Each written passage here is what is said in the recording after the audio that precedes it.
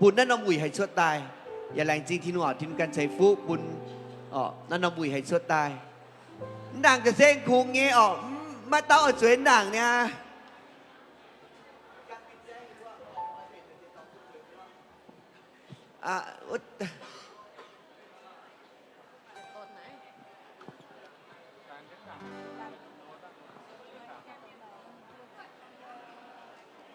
ตาโอมด่างคุงเงี้ยโอคุงเงี้ย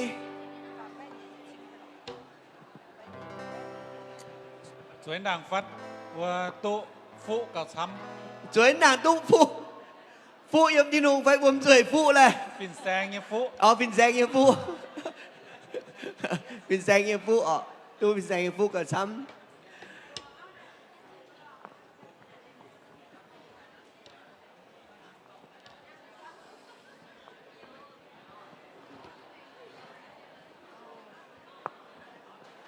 น้ำตายบัวเบนจอยเตาเบนจอยอย่าจุ้งตุ๊บเปียดจอยบัวแรงจริงชินุ่งว่า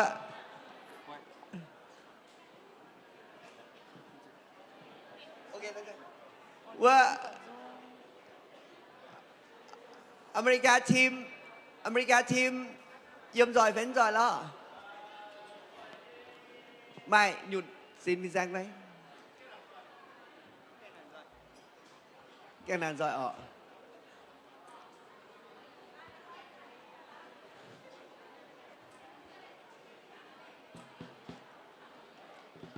โอเคไม่เป็นยุ่งไม่เป็นยุ่งโอเคน้องบัวเป็นจังบัวอ้อยเชงไทยเซียวที่นุ่งบัวจ่องเจนบัวจังเชงที่นุ่งยมอีมวนขาลายยมวนตาเป็นจังไฟก็เป็นจังก็อาเมนตาเป็นจังไฟตาเป็นจังไฟบุ้งตาเป็นจังไฟโอ้บุ้งตาเป็นจังไฟนี่บัวเก่าคุยบัวบุ้งเป็นจังไฟโอเคดูบัวเก่าคุยบัวอย่าจุ้งเป็นจังไว้เอาเชงได้เจ้าที่นุ่งไฟอาเมนบุญเยเจียวเก่งโลไห่อันนั้นบัวอ้อยเปียดตายจ่วงเจนเปล่าเชงไทยเจียวที่นุ่งฮันนอปุ่นบัวลงเจงเหี้ยวลงเจงชะลงเจงเจลงเจงช่องเมฆลงเจงเชียยมอีมวนตรงบัวอ้อยเปียดตายเชงไทยเจียวที่นุ่งบัวแรงจริงให้นั่นอยู่งี้ชังนั่นอยู่งี้เสงโหปุ่นบัวน้ำเสือโถสันชิงผินแซงต่อบัวตะเกาเรียบัวจีกรปวดจังลมซอยตะเกาตะบัวเจียงเงี้ยกับเหี้ยวลมซอยตะเกาโทษชินหุงต่อบัวอีหมอนยีบัวเงี้ยลุงจังเตียเจียวแรงจริงไม่ต่อเจนยีบัวยิมนายตุคอยวุยอาหอยสาวอีหอยอีหมอนยีบัวแองยิมนายแองจวงเจนปวดจังเชงไม่จวงเจนหมวงเจียวเงี้ยโตเจียวว่าโทไม่คอยเป็นเงี้ยวปุ่นยีบัวเก่งใครเยี่ยมเหี้ยวเปล่าจุงชดตายเชงไม่ปุ่นยีบัวเปล่าเจนจุงมิงจุงเอเลให้อ่อนยีบัวเหี้ยวปุ่นยีบัวเยี่ยมนายหมวงเงี้ยโตจะเก่งให้จิบตุเจียวเงี้ยว่าเวยตะไตจางเจนเยี่ยมยีบัวจังแมงปุ่นยีบัวให้โจหอบเจียวเงี้ยเจียวว่าโทไม่ใช่ฟุปุ่นยีบัวเยี่ยมนายป้วงเสียงเจียวเงี้ยสิงลิงไม่ช้าเงี้ยโหหิวกันเจียวปุ่นยีบัวจอมเหี้ยวเยี่ยมนายเวยเชงไม่โทมาเจียวเงี้ยสิงลิงโจกงเยี่ยมยีบัวตะเตาเงี้ยเหี้ยวโอยีบัวจุ๋ยน้ำจุ๋ยนะที่มีปุ่มไม่ต่อยไปให้ตะเกาเต็งเจียวยิสุเงี้ยสิงบัวอาเมนอาเมนบัวแรงจริงเจียวที่นุ่งเยี่ยม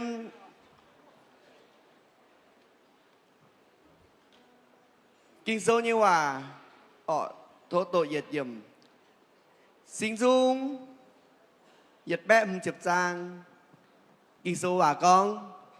อ้อยจุเชงเจียวอ้อยจุเชงเจียวอ้อยจุเยี่ยมนินเยี่ยสิงติ่นเชงทินหุงอ้อยจุเยี่ยมนินเนิ่นหายเยี่ยลุงเชงนินเวยนินโจต้มชะนี่สี่เชงนินเวยจุนินจะเก่งโหไห่ลงจัดเชงนินดงต้มตันป้าฟิวตันป้าเชงนินบ่อโจชังเฮเชงนินพัดตันป้า เตรียมเราดงหนูเชงนินกับชาวเจ๊เชงนินลงชาวเจ๊กับชมชาวเยบุยเชงนินเหยียดจุ้งให้เท้าเฉียเยกันไหนอ้อยจุเชงเจียวที่นุ่งอ้อยจุเชงเจียวที่นุ่งอเมริไฟบัวโซจิสินบัวเป็นที่นุ่งเย็บบัวเต้าเสยบัวจวงที่นุ่งลิวบัวเก้าหอบจุเชงไทยบุญใหญ่เจียวที่นุ่งเจียวที่นุ่งโลหายเจียวเป็นบุญใหญ่เจียวเจียวบัวลงเย็งvới chia lồng ย็งvới cha trên thai với nghe chiếuที่นุ่งโดนทางจิตยืนดาวchiếuที่นุ่ง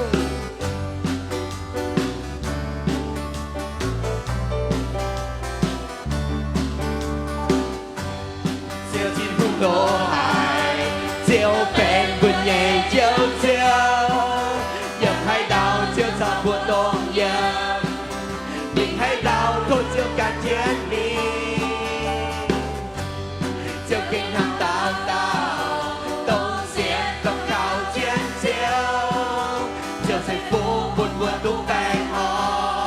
นแต่ที่ก่อนเช่นบัวเจียวเยซูบัวเก่งอ้อยจูวางเจียวเยวาบัวเก่งอ้อยจูทำจาน้ำเจียวลงจึงเหนียวลงชาเดียวฮาเลลูยา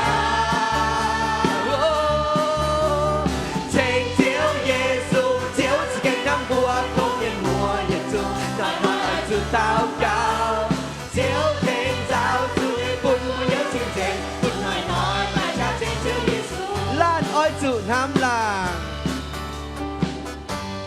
lan ơi chủ Nam làng cho bùa cán cho bùa ngoan lồng chiếu nói tao cao nói tao kinh sâu lồng tình yêu thành buồn chiếu Giêsu buồn kinh ơi chủ ngoan chiếu nhẹ hòa hallelujah tình yêu lòng cha mẹ hallelujah tình chiếu Giêsu chiếu sự kinh năm vua thôn nhân mùa nhật dù đời hỏi hỏi sự tao cao chiếu thêm giáo chui buồn buồn nhớ chương trình buồn hỏi mà cha chiếu chín hương lô hài chiếu chín hương lô hài buồn nhớ chiếu chín hương sự kinh lô hài buồn nhớ chiếu đúngเป็นbuồn nhớ chiếu chiếu buồn buồn thế cài buồn nhớ chiếuที่นุ่งชาวบัวตกเดียวมีแต่ดาวเชียวถึงต่อเช่นบัวมิงเจ้าเก่งทำดาวต้องเสียงต้องข่าวเชียนเชียวเชียวใส่ฟูบุญบัวตุ้งแปงอ่อนแต่เชียวก่อนใส่บัวเชียวเยซูบัวเก่งอ้อยจูหวานเชียวเยวาบัวเก่งอ้อยจูทำจาน้ำเชียวลงเจ๋งเหี่ยวลงชาเหี่ยวฮัลเลลูยาบัวเชงบัวใหญ่เชียวที่บัวเชียวที่น้ำบัวโหหายแต่ที่เชียวที่นุ่งเชียวเพลงเจ้าจุยบุญบัวเยอะจริงๆบุญน้อยไม่ชาเจ๋งเชียวเยซูลานเอ้ยจุดน้ำลานลานเอ้ยจุดน้ำลานชมบัวกันชมบัวม่วงลงเจียวหน่อยเต้าเก่าหน่อยมันกินเซอลงเจ๋งเหี่ยวได้เจ๋งเจียวเยซูบัวเก่งอ้อยจูหวังเจียวเยวาบัวเก่งอ้อยจูทำจาน้ำเจียวลงเจ๋งเหี่ยวลงชาเหี่ยวฮัลเลลูยา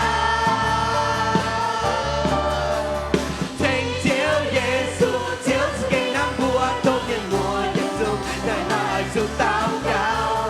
เจียวเพลงเจ้าจุยบุญบุญเยอะจริงๆบุญน้อยไม่เจ๋งเจียวเยซูเจ๋งเจียวเยซูเจียวสเก่งน้ำบัวโตเย็นมัวเย็นจูน้อยจูเต้าเก่าเจียวเพลงเจ้าจุยบุญบุญเยอะจริงๆบุญน้อยไม่ใช่เจ๋งเจียวเยซูบุญน้อยบุญน้อยบุญน้อย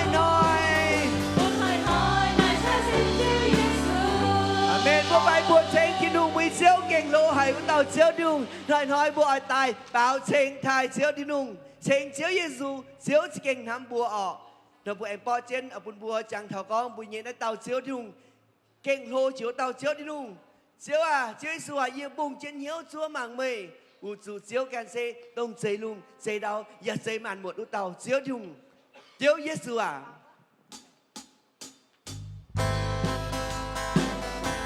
yêu lồng dịch hiếu trình chiếu thiên hùng chiếu tông đại chiếu chui miền u tàu chiếu thiên hùng chiếu kinh nô à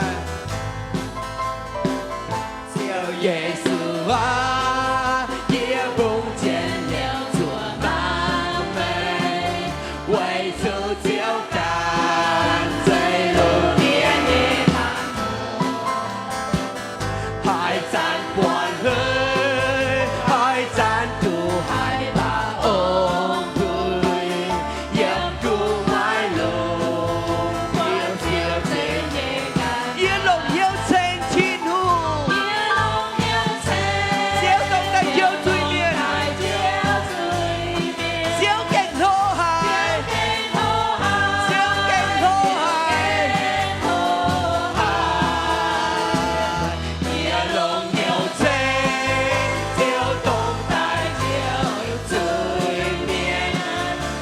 của yêu đại ơi tung buộc vào tay chiếu cảnh thô hải战南岛海战南头天空明镜何必年夜有當夜大天面對主小口難聽我接掌家為業也多接照為照我夜龍有情照見路夜龍有情照東大照水面照經羅海照經羅海夜龍有情照東大照水面照經羅海照經照大nhẹ nhõi chiều tại nhẹ nhõi bãi giạt bụi hải quang lưu mình nhìn tai có nhiều xuân mình yên mùa thiên to yeah ôi tuổi chưa hiếm nín ra miền mai sen ngô em sen nín to yeah nhẹ chiều kém yeah ôi lòng hiếu thề chiều đông đại chiều chui miền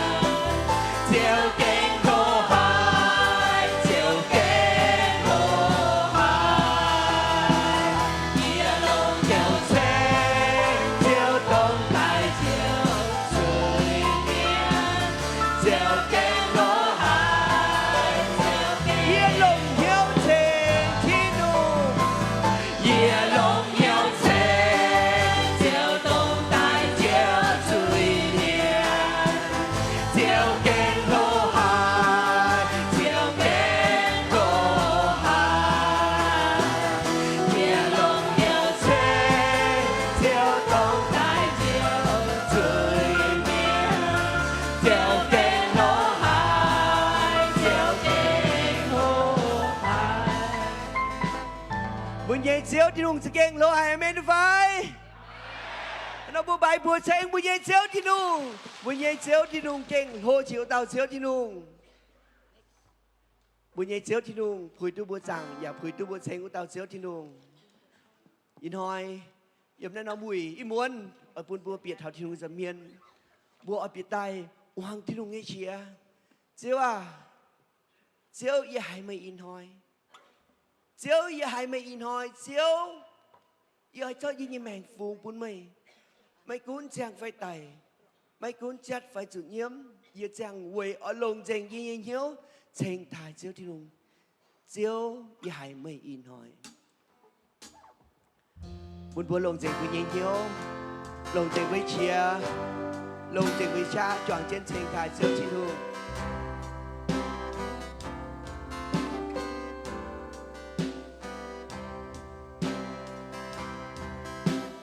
chiều yeah hai mây in hoi chiều địa hải mây y mòn mây phù mang buồn nhẹ buồn trên hàm mây chiều địa hải mây y nói chiều chi nung à chiều ai bùa bị tai yếm chiều trầm miên bùa ăn quang chiều chi nung chiều ai bùa ăn quang mây say buồn có hòa yếm chi nói yếm bị muốn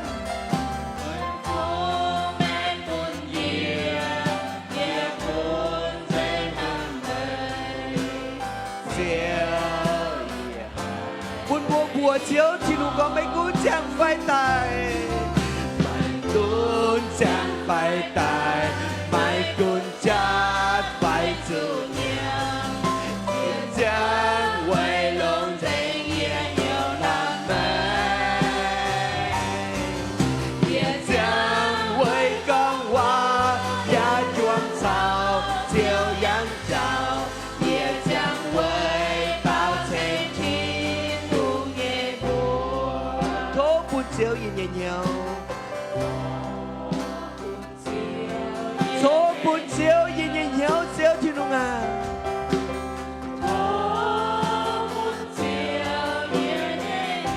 mây phung mang buồn yêu buồn tình tháng mây chiều Giêsu à chiều thì nung à số buồn yêu nhìn nhau mây cuốn chẳng phải tại bên bùa thì đủ con dễ nghe chiếu thì đúng à mây cuốn chẳng phải tại mây cuốn chẳng phải nhớ đúng à thì bùa chẳng quay lồng chạy với nhau chạy thái chiếu thì đúng à chẳng quay con hoa nhà chuông sao chiều giáng chào chẳng quay bao thế buồn bùa yếm năm sẽ hồ buồn bùa yếm chi nung dầm miền buồn bùa tạc cao sào chiếu chi nung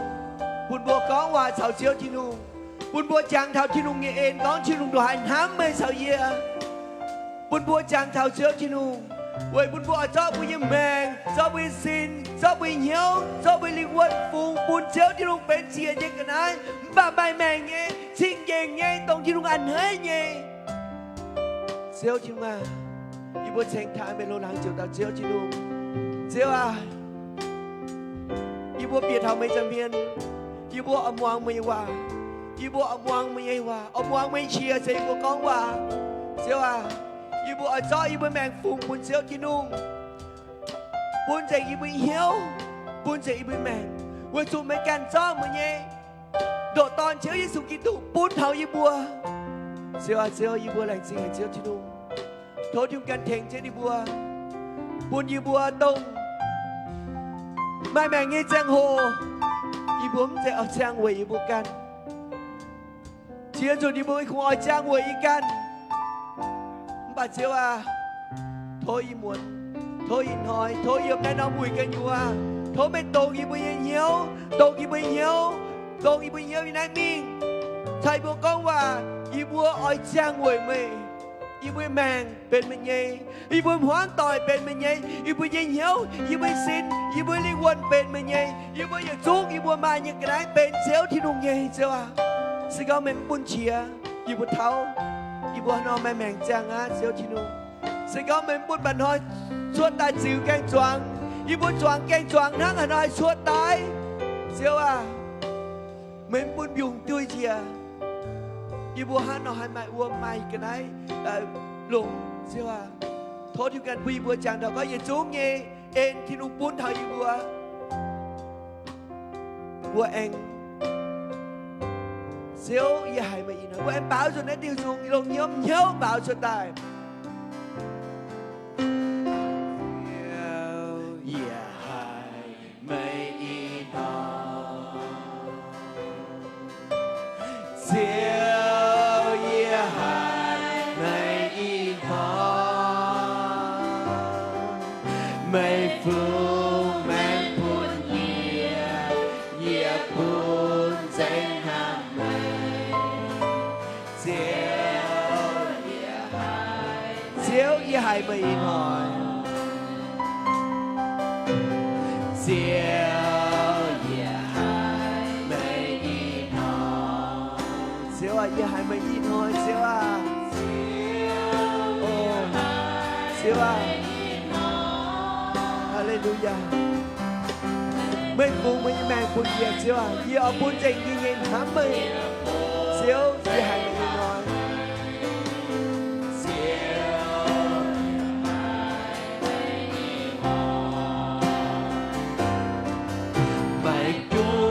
chẳng phải ta mãi cuốn chết phải tự nhiên也将为龙正也有安慰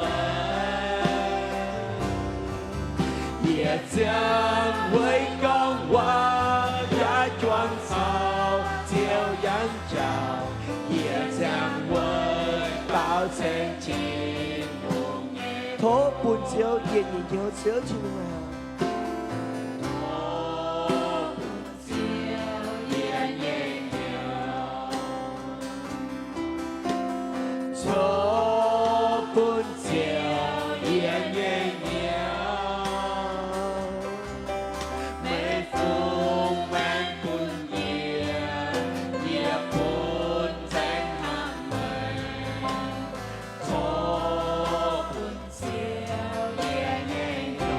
buồn buồn chiếu trên lúc con hãy cuốn chẳng phải tài hãy cuốn chết phải sự nghiệp也将为龙正也有赞美也将为光华也创造照阳照也将为保证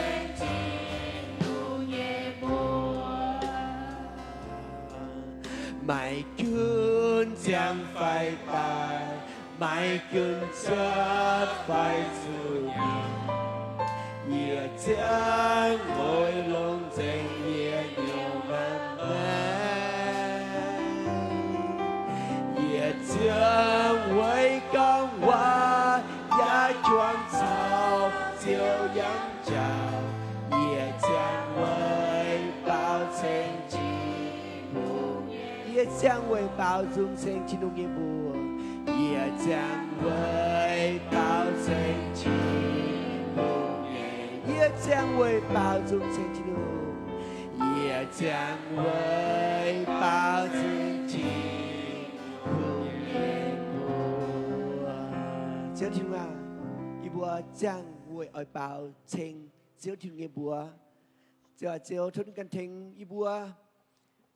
Bùn bùa ở hùng trên lỗ đảng mình bùn bùm sẽ tận huất đà gang mình trái phải mình bảo bà bị bùa hùng trên lỗ đảng mình bùa giật xuống hùng của đảng mình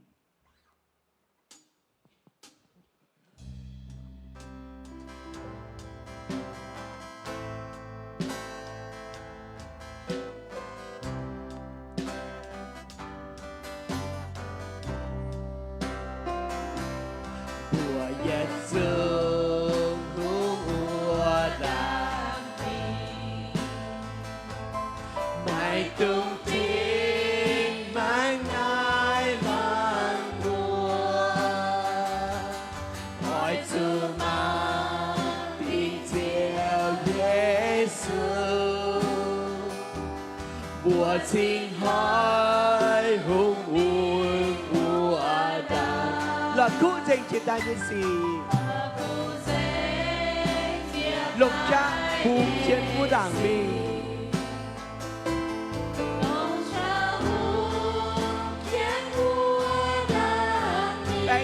chịu thao túng sinh nhẹ Đông chi nung bền chàng cuốn xiên để nhiễm miên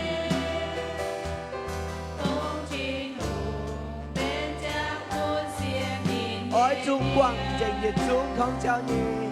Ôi trung quang nhiệt xuống không trao kết nối Dạ quang ai lối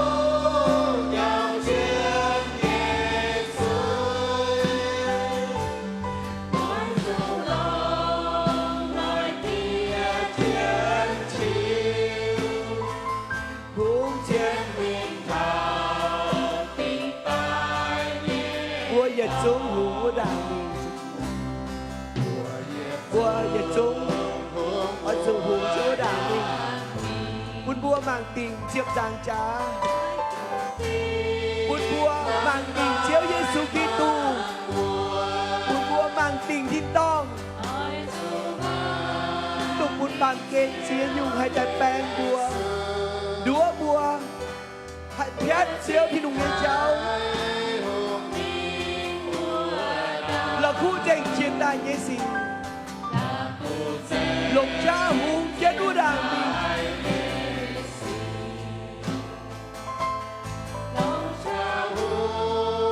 chiến vua đảng mình bèn ra chiều thao tu chính nghe đông chiến thủ bên giang tuôn xiên ôi dung quang nhiệt dung ôi dung quang nhiệt dung thòng trao cái ai ya quang alo nhau trên thế giới ôi dù lòng nói tia chân chính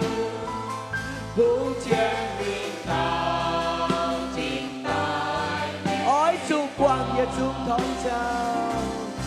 ôi dù quang nhiệt dung thòng trao cái ai ya quang alo nhau trên thế giới ôi dù lòng nói tia chân chính hùng chiến mình thao tình tài hùng chiến mình thao tình tài như tỏ hùng chiến mình thao hùng chiến mình thao tình tài như tỏ hùng chiến mình thao tình tài bùa muốn tỏi ở nan trên bùa hùng chiến đu đàn mình thao bùa tú tình tài như tòn amen như phải bùa miền xây chia tài bùa tòng trà tài lào đáo ở buôn bùa trang thảo nét đi dung bằng thảo bùa nhiên miền xây chia tài kinh lành trinh hay chiếu chi nung viên miền mảng trên áo có cả có đi kinh lành trinh hay chiếu chi nung tu mê chỗ áo của áo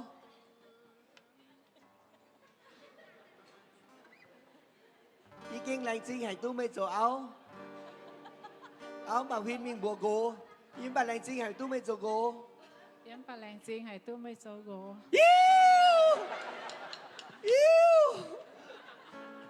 bà lành trinh mang thầu bùa nhiên miền xây chỉ tài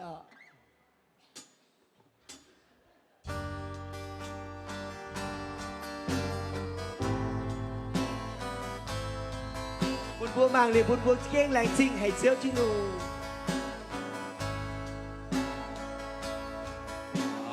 Chào bùa nhẹ miền xây chia tài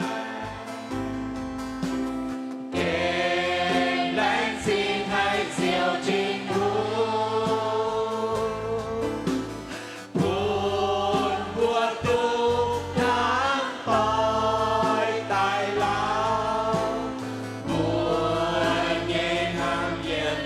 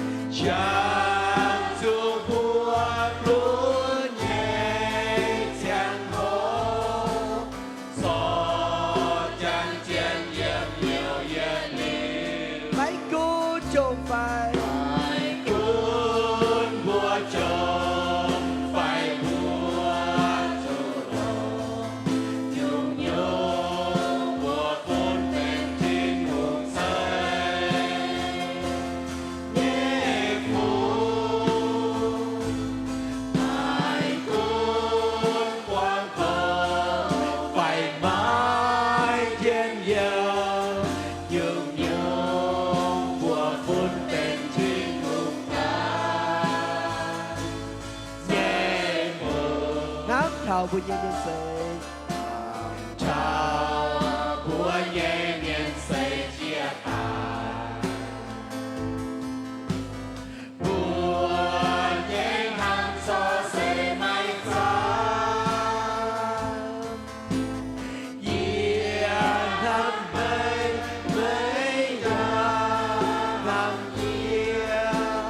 quê của mãi chim luôn nhẹ mà mấy cuốn buôn chùm cuốn bùa tròn phải bùa trổ lồng nhung nhung bùa phun tên chi nung say nhẹ phun mãi cuốn quang cầu phải mãi chiến yêu nhung nhung bùa phun tên chi nung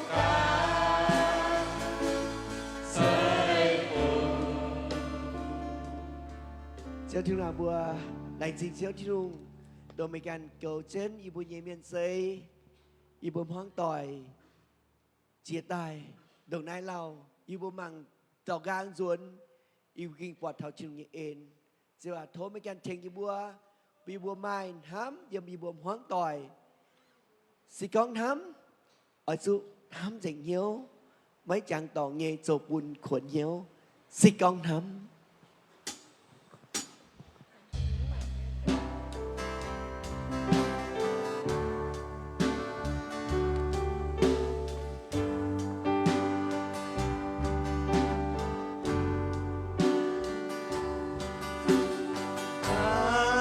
ôi xứ nàng tình yêu mấy trang tòng nhẹ dẫu buồn buồn nhiều trái kim nhẹ nhàng dù mãi chiều bên giao cầu quang hiệu dấu chính hàm mấy giảm ya mãi lại chính chỉ còn chiếu dầu bốn mai nói tháng to biển gọi chỉ cứ đó nhẹ nhàng mai cơn mai mong phải điều chào giá chu tiền do dầu tu muốn mai lang thang chúa mà hỏi gì sẽ còn mai lúc kia on lo sẽ còn hàng im chú tao hỏi chiến can yếm ha chín muốn nhẹ ha dù mãi thui bầu thằng rằng phía chiến trùng sọt mai đốt điện liêu nhẹ nhẹ sẽ còn hâm dù Giêsu nó chia can nhẹ nhàng dầm cùng mai chia to mai cơn giang hồ chia tài rộng hỡi lâu năm mai coi nhớ mai nắng ngày mang ghen lùng dịch ham dù hám háng Giêsu nó chia can nhẹ mèn dương cung ngoài chia to mấy cút giang hồ chia tay đồng hải lào à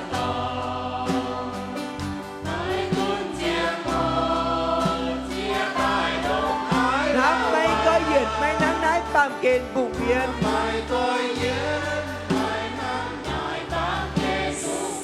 xí con mai nàng xí con mai nàng muôn kia on lo xí con hám im dù giao hỏi chiến can tiêm nắng chín hùng nghìn hám chú máy thủy bồ nắng rằng phía chiến du sót mấy đút diện điều nhẹ nhàng phía trên trùng sọt mai đốt điện liêu nhẹ nhàng xì còn hám chú hám hàng Giêsu nó nhẹ màng dập cung ngoài chia to mãi cơn giang hồ chia tài đông hải lao à năm mai coi duyên mai tháng ngày mang đen đông lông dành hàng lòng dành hơn dù hám hàng Giêsu đó chia cam nhẹ màng dập cung mai chia to mai cơn giang hồ chia tài đông hải lao à năm mai coi duyên mai tháng ngày bám đen cùng thiên โชว์ชื่อกันถึงเจนบุญวีนครับไม่ก็เย็นไม่ทั้งปามเกณฑ์บุงเพี้ยนตามบัวไอมองโตออปุ่นบัวแองเบนเยติวหนงในติวซุงเบนวิญเฮียวบัวจุจอโจเยสีออยจุก้อยวิญเฮียวออยจุก้อยเมนห้ำเยเจ้าโทษเจ้าเถงเจ้าบัวจอบัวโจเยสีมันเป็นเยสีหวายเยสีไม่กองแปะไฟไม่ชินเสียงเจ้าไฟบัวปุ่นได้ติจุงจ่อบัวหอจ่อโจเยสี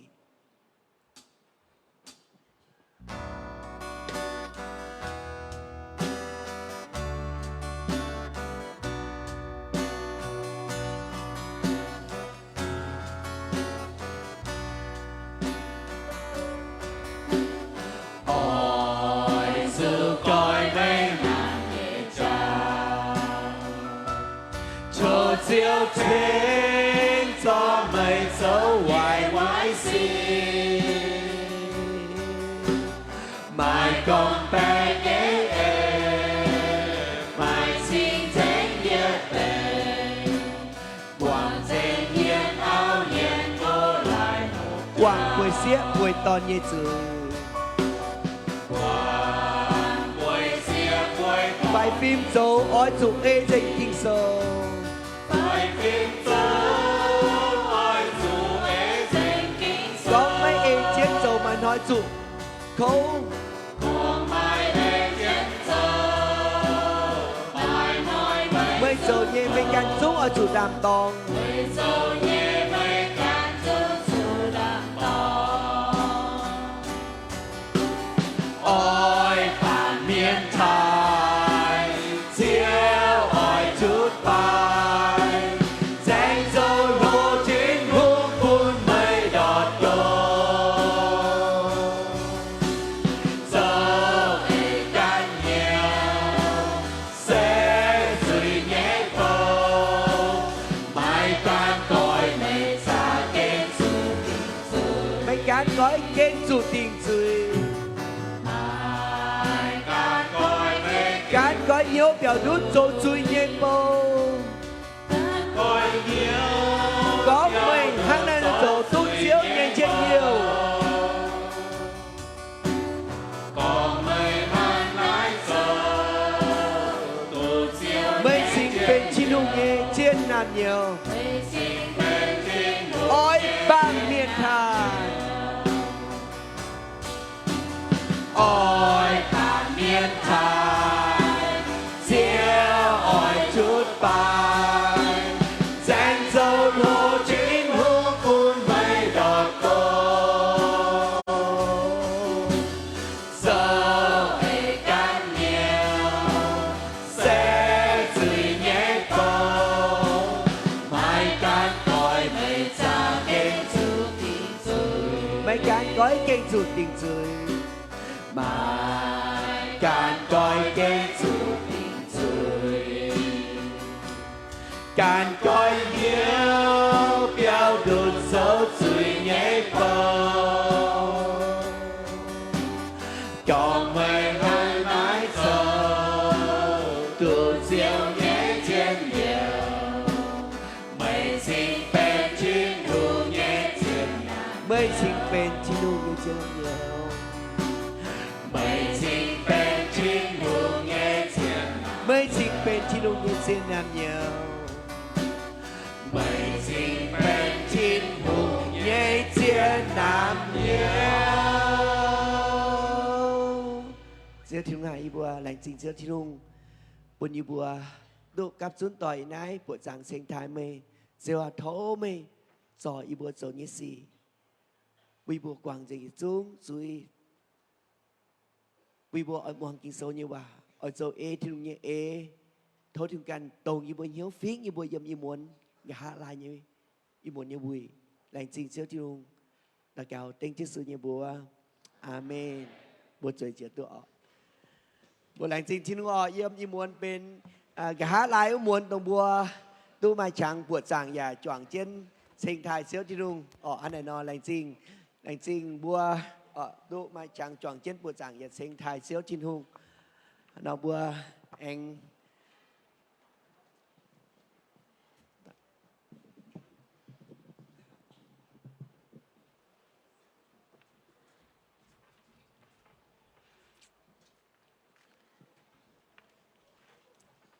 กะหาลาย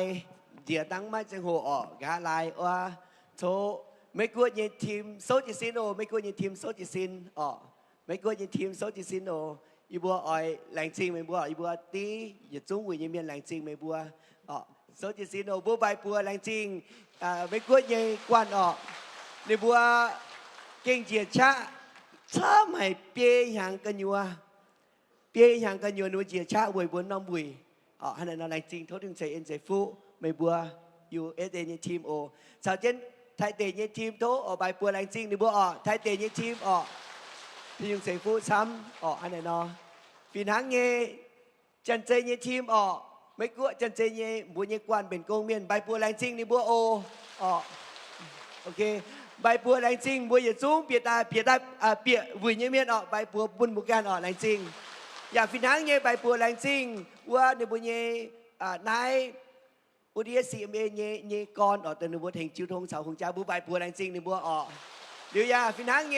บัวแรงจริงหงจ้าตรงกอยจุยกอยเอปุ่นบัวตุกคอยหุ่ยบัวใบบัวแรงจริงหงจ้าออกหลิวบัวใบบัวเชงบัวเยเจ้าดิดุงอาเมนแล้วบัวจุยน้ำโจปุ่นเป็นแสงออก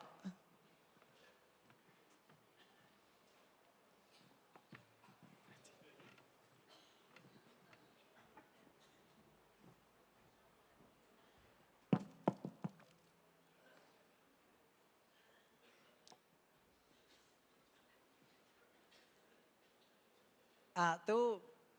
ปุญญากองชดกองอิเหมนอิมวนเป็นปุญญกหาลายมวนเวจูอิเหี้ยวหายไม่อ่อยเลยเมียนหมัวต่อยบัวตู้กับต่อยยำได้ปวนหอยบัวตู้กับต่อยยำได้ปวนหอยเลี้ยวให้จั่วเมียนหมัวเมียให้เหี้ยวดอดเยียชาวเมียนหมัวเมียให้phải tu bùa nhẹ giang hồ anh bỏ cầu đáo tế bùa hay tu chọn chiến thấy lan như xiên phim chọn chiến diệu lan như xiên phim cầu chám tế mà nhung mai giang hồ chia con nhung mà giang hồ xét muối màให้phụng châu cũngเป็นbùa nhẹ cả hà lai như muộn bùa oi chọn chiến lồng nói muộn bùn chiếu trên hùng trò bùa nhẹ hiếuตรงวัวบัวเยี่ยมเปียวต่อเจนตายมุนเหี้ยวเนตองดอดเหี้ยวเนตองควรเหี้ยวเนตองปุ่นเจียวจินหุงฟิงบัวเนเหี้ยวฟิงบัวเนลิงวนปุ่นบัวไฮตุจ่อลงบัวเนเหี้ยวด่างบัวชดนานามุยเว้นทั้งนอบัวเอาจุโซวีเนกงโปตายจมเฮียนแมงเลี้ยวปุ่นบัวไฮตุจ่องเจนปวดจางเจียวทินหงอย่าจ่วงเจียนเบนเหี้ยวจิบทินหงเจ้าโกงยังบุญยแมงยี่มวนเยต่อบัวหมั่งเถาบัวปาเมียนเยเจียงแมงองปาเมียนบัวไม้อีนอมองบัวไม้อีนอมเจียงแมงองตรงบัวหลงตับกันไหนไม้นอมเซเป็นบัวเมียนหมั่งตุปวดและก็ไปจางเนี่ยองค์มานอมองค์ตรงว่าเมียนหมังปวดคงเจ้าทินหงกันปวดคงเจ้าทินหงกันหิว น้านอมองค์เซเป็นเหี้ยวเหี่ยวองค์บัวไม่ไปจางเหี่ยวองค์ไม่เหี่ยวเหี่ยวองค์ไม่ให้ก้องเจงเทาอีเยี่ยมองค์ไม่ไปต่อบัวแต่หมั่งเทาบัวปามเมียนเยจ้างแมงองค์ไปจางเยจ้างแมงองค์เซเมียนให้หมั่งตุปวดบัวกันอย่าให้หมั่งตุปวดบัวอย่าให้สามตุชวดเยี่ยอ้อยนายกาไม่บัวเยเหี่ยวองค์ไม่บัวเยไปจางองค์ดงหายโลไฟดงหายไฟบัวไม่ให้ยงกันนายตับเจนไม่บัวเยเหี่ยวองค์ไม่บัวเยจังแมงองค์ไม่กันนายตับว่างเจงเมียไฟเอาไฟคุงเมียไม่ให้ยงอ่ะโดเหยียดเชียบมังปัดอย่าน้อมองค์กายวนหังไม่ให้ยุ่งเยี่ยมกระเดียวองค์โดบัวปาเมียนเยี่ยองค์บัวโจตายมาเตะโลมาเตะไฟมาเตะดาวมาเตะนังมุกุนหังอนอบัวจุ้งไม้เนี่ยอีต่อบัวหมั่งเท้าบัวปาเมียนเยี่ยจังแมงองค์หรือว่าปุ้นบัวจ้าเต็มบัวกันบัวจุ๋ยจะน่ายน้อมจังโหไม่บัวเยี่ยเหี้ยวหายทั้งขนอไม่บัวชอมไม้ตองกว่าเหี้ยวไม้ตองเฮ็ดเหี้ยวไม้ตองมุนเหี้ยวไม้ตองเจ้าเหยี่ไฟไม่เยี่ยจังแมงองค์เซดงหายโลไฟดงหายไฟไม่เยี่ยจังแมงองค์เซดงหายโดไฟดงหายเลี้ยงต่อป้าเมียนเยี่ยองค์เนี่ยเลี้ยงเนี่ยโดต่อป้าเมียนเยี่ยองค์เนี่ยโดเกาไม่เยี่ยจังแมงองค์อีจันน้อมเจียงโหจะตายนายมาให้ยงตับเจนไม่เสียวให้ยงเยี่ยมไม่เยี่ยจังแมงองค์ฟูนเป็นใจให้อ๋อเบื่อให้ยงใจนายบัวตะมิงรอกันนายตับเจนเสียวหลงเนี่ยตับเจนฟางตับเจนขับตับเจนเดือเนี่ยอันยงป้าอ้วนเนี่ยมีเสียวเจนอีจันไม่เยี่ยจังแมงองค์ไม่ต่อให้ยงมีตับเจนไม่ให้ยงต้องหายช้ำไม่เตะป้าเนี่ยไฟอาไฟกายจริงเนี่ย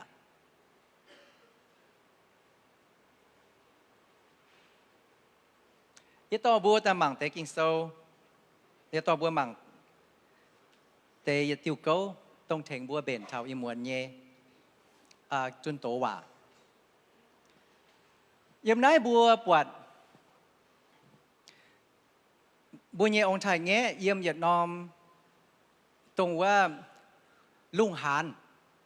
เล่าให้ทำยังให้มันตัวบิวงอ่ะนี่บัวจวงแกงจวงหยันตู้จวงเบียวหยันตู้จวงแม่หยันตู้จวงไรหยันตู้จวงยัดยุงหยันตู้หยันอ่ะตรงว่านี่บัวจวงตายนี่บัวเซียวตายว่าเตะว่าไม่บะเจียตู้หยันบนไหนทั้งตรงว่าเซียวเลี้ยวตายไม่ช้ำว่าเตะลุงหานนี่จังโหเมียนงอทางไต่เช่นมิงเหลียวยิ้มได้เจ้าทินหงบัวเอลียาเจ้าทินหงบัวเอลียาเจ้าก้องบัวนินนั่นเสเอลียา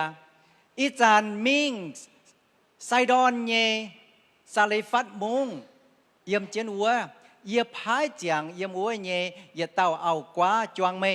เอลียาเจียวมิงซาเลฟัดเท่ามุงเยหลาดแกง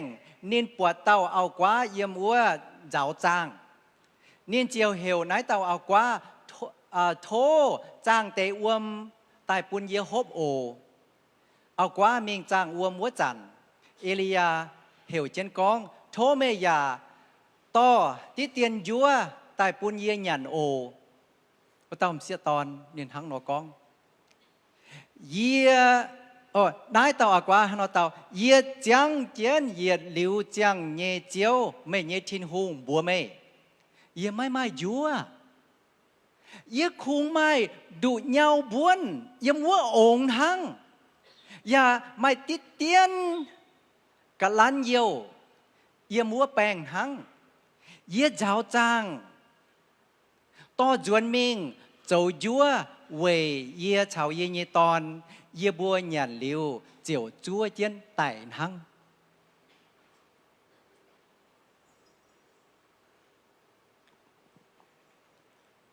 แต่อีตอนมาเยี่ยมลุงหานยี่ฉังในบัวจวงตู้เย่แกงจวงยี่จุ้งเซียวไตจานเจียนหยันเกาเท่ากะหาลายวุ้ตนน่ะเท่ากะหาลายวุ้เยาบ้วนน่ะเจงบุญนายหังมาหยัดเยาบ้วนหังเอ๊ะนินชดมิงหล่อจางหล่อตู้จางจวนไตปัวเจียโตใช้ไหนเยาบ้วนใช้ใต้เป็นยั่วมิงเจ้าใต้ปุ่นเนียนชาวในเยตอนอีตอนมาจวงเจียนหยันเหลียวอะจั่วจางโหไตอะไม่กันเยาบ้วนอะไม่ให้โยนไตเยี่ยวแมงอะนี่เยี่ยวบัวไม่โตแกงบัวไม่โตเซเวบัวไม่เตียนบัวน้อมจางโหเดี๋ยวบัวไม่เตียนนี่เยี่ยวอย่าเจงอะเก่าตัวนี้ปัวนายหมวนหังปัวนายหมวนยี่เยี่ยวเจงมิงอย่าแม่งมั่มหวังเนี่ยนี่บัวไม่กันไอ้หยันนี่บัวช่วยจางโหไตอะไม่ตังยังไม่กันไอ้หยันบัวยันแต่ดงหายันไตหังนั่นเราอากว่าเยี่ยมเจนน้อมฉังพอบัวมังเตะเอากว่าเยี่ยแมงพอทงเอากว่าเมียนเยี่ยแมงนั่นแต่หงเหอ่ะพอทงเอากว่าเมียนนี่บัวเสเป็นจมเขาโตนานโดซินโดเหี้ยวกันเต้าไม่โกเถงเจนเจ้าเลี้ยงเดย์เถงเจนมิงเปียดจินเปียดยานเถงเจนล้อหยันฮบปุ่นห้องต่อยเอ๊ะนี่เนี่ยดูเต้าเอากว่าโดน้ำตาลเนี่ยกันทั้งนี่อย่าแองมาเต้าตอนน้ำตาลล้อปุ่นหยันทั้งอย่าจู่แองเลี้ยงมาเต้าตอนใจเจนอุ๋ยโพชงอากวาเมียนจุดหลังจางเมียนหมังจานหมังฟ้าหมวยบัวจูกันเต้าลายจูกันเต้าไกวฮัจันบุญยโกมีฮันน้ำตองเล่าเตะเนาะไม่เมียนก็ไหนยิ่งโกนแต่จูแปงชุดเดียเอากว่ายิ่งเปี้ยวเมียจูเมียนลายจูเมียนงมโพชงอากวาเมียนเยี่ยแมงหนำเจียนโยเป็นเอากว่าเยี่ยแมงเสียอาให้จะเก่งอาให้เสียก้องเต้าเอากว่าเมียนเยี่ยมอิสราเอลมุ้งเนาะเดบัวจิวปังไม่เลยลนหอยเดบัวไม่เลยจิวปังเย่เลยก้องอ๋อจูเกาลงเอากว่าเมียนชาวเดบัวพายเลยปนจิวปังอ๋อจูเกาลงโตนานเมียนเอ็มป่านน้อมจะโหเอากว่าเต้าเอากว่าได้เนียนไม่เยี่ยมอิสราเอลเตปุงนี่มีเยี่ยมกันน้อมเตปุงเวนินมีเยี่ยมสาลิฟัดมุงไม่จูปังเจียนินอันนี้กันอ๋อจูรอปันเจจวงนินชาวนี้ตอนนี่ปวงจูยี่สี่บัวหมังกันนี่ปวงจูยี่สี่นี่ปวงจูตังหยันฮบบัวยันหอยหยันเจียตนมั่งป่านี่บัวเจียนหอยยี่จวงเจียนหยันยาตนเวยป้อแมงนั่นเต้าเอากว่าเน้นจมจินยานเน้นตังหยันฮบเก่งเจงอะตรงนั้นก็หาลายไว้เยาบ้วนทั้งยันเลี้ยวน่ะเยาบ้วนในบัวหยำฮิตุเนี่ยให้มีหล่อไม่ตองหล่อฮัตเต้าอย่าไม่หมายฮัมตองอย่าไม่หมายมึงกูนึกว่าไม่หมายเนี่ยจมเก้าอย่าหมายมันเจียเอ้นี่มีหล่อแต่จ้างใต้เจ้าวิเยาบ้วนหยันตายแมงนี้ฉังช่วยเจนนินชาวนี้ตอนน่ะนี่เก่งดอนเหี้ยวนี่เก่งเจ้าเก่งเขามาล่ำข่าวตองบัวแองหมังกิงเซลปอเจนิงเจ็บฟาร์มเยี่ยมเอลียาก้องบัวนินไม่ตรงกำเจียกุนจวนมิงเอไม่ก้องเยว่าเจ้าลงไม่เยเจ้านอมยั่วตอนแองต่อตายปุ่นเยี่ยหยันด่างกะหาเจ้าเว่ยไม่ชาวไม่เยตอนฮะมันกันน้องตองนะตู้ปุ่นเตาอากวามยันติงเหี้ยวไม่ดูเงาบ้วนหังเจ้าตายยี่เฉาเยตอนหยันเหลียวจ้วยยันจังโหตายอะแอมไม่ก็เหี่ยเจ้าบ้วนแต่แอมต้องมีปุ่นไม่หยันด่าง hắn ai thầu như ton hắn nói hai mà tai nhận đu nhau buôn hắn cho tai ai tâm miệng buôn mày nhận đàngว่าtao qua nomจะโหนทำแต่นิ่งเก่งทำไม่แปะโจให้หยุ่งไม่แค่เมียนเหี่ยวเยจางอ้วนปุ่นไม่โฮมเรียมาดูเงาบ้วนฮะโจตายหรือว่าชาวเจ๊ก็มึงปุ่นยีบุยตอนมาหยันด่างไอ้ก็ตอนมีปุ่นไม่หยันด่างไอ้ยูยีบุยหยันให้ยูปุ่นเตาเอากว่าเมียนเก่งอาตุปิ่นเหี่ยวให้ย้ำน้อมฉังจะเฟยยมปอเจมิงเวจูเจียวอิสราเอลเมียนยี่ทินฮุงทางนายนอกองน้ำตองหลงเจียนหลงเจียนเยว่าเมื่อปอนยี่โจตาเจียเยว่าเยี่ยมองค์เยบ้วนไม่ให้เจงแป้งเยี่ยวอย่าไม่ตังเท้าเจียวปูนลุงตุยบิวเหยียนายนอมเตปุงวจุนเอลียากองชวดเจียวเยี่ยว่าบวมเต่าเอากว่าไม่คุ้นโจไม่เหนียวบ้วนนะโจแต่ปุ่นเยี่ยนดังวจุเจียวอโจบห้องยี่สี่ปุ่นไม่เจียวอ่อยปุ่นไม่เยี่ยองไม่บ้วนเก่าไม่หยันเก่าไม่เยี่ยต้อนหยันไม่เยี่ยโย่ตรงตังเจงะกายจะมีว่าเจียวอ่อยจ่าทิพย์ช้ำฝ่าวต้องเสียตอนให้อิลียากองนายเจียวเยี่ยว่าเยี่ยเป็นตัวเมียนเจียวทั้งนอบุเยี่ยพายเยี่ยตายปวงไม่ลืมต้องเสียตอนเจียวเสียนกองนาเตว่าเก่งเจียนอะเจียมเยี่ยมนี่ฮะน้าโจเวนินเสียนนินเจียวมิงเอเจนเอลียาเยว่าโจเอลียาชาววัวตอมเสียตอนชาวนินเยมห้องต่อยเจียวไม้เกาหยันเจียเจียนหอยเยกิ่งสมทอเชียดหน้าดาวยี่กันทอดหน้าดาวว่าจุนห้างนออยู่องค์เยบ้วนไม่เจงแป้งเยเยี่ยวอย่าไม่ตังจิวเจียวหลงเอลียากองเยว่าบัวห้องเยสี่เป็นชุดปุนเถาว่าต้อมเสียตอนว่าต้อมเอากว่าเจ้าเอเจ้าไหนต่อว่าแต่ยัวเจงก็เหยียดเงายัวนั่งเหยียดเงาบ้วนนั่งมีชายยัวตายจินตายต้องมีปุนเอลียหยันด่างปุนเอลียหยันเจียนหลิวนี่อัตกางมีหมังว่าองค์ใจต้องเงาเจงเป็นยังไม่บ้วนนั่นยังอีจันจะยุ่งเองไม่บ้วนป้องเจงนั่นกี่เดียองค์มีหมังนี่เดี๋ยวว่านี่ตั้งจานเยี่ยวจงกายเจงเนี้ยจะยุ่งเยี่ยวอย่าเองช่วยตายบัวห้องนี่สี่เป็นช่วยปุนเถาเต่าเอากว่าบัวปาเมียนเย่จ้างแมงองค์ไม่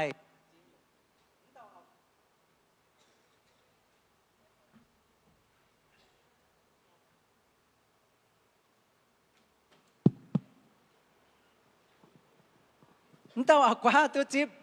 บัวห้องยี่สี่นี่เย่องเยี่ยวองปวงจินปวงจินปวงจินมิงนี่เย่ยัวตรงนี้เชื่อมตัวหยันเย่ยัวไม่เก่านินอินห้อยใช้หยันเหลียวยังดอมเยี่ยวบ้วนแองปวงจินไตอินห้อยลงเยี่ยวตังเจมิงยังดอมเยี่ยวแองชั่วไตนินไม่เยี่ยวเก่าปัวนี่ยี่ตังเปียวมันจุ่มหวงมันจุ่เตี้ยหวงมันจุ่เตี้ยจ้วงนินไม่ตังจิ๋วยังด่างบัวห้องยี่สี่เป็นชวดนั่นเต้าเอากว่าเมียนเนี่ยเอาจุดเจ้าในญี่ปุ่น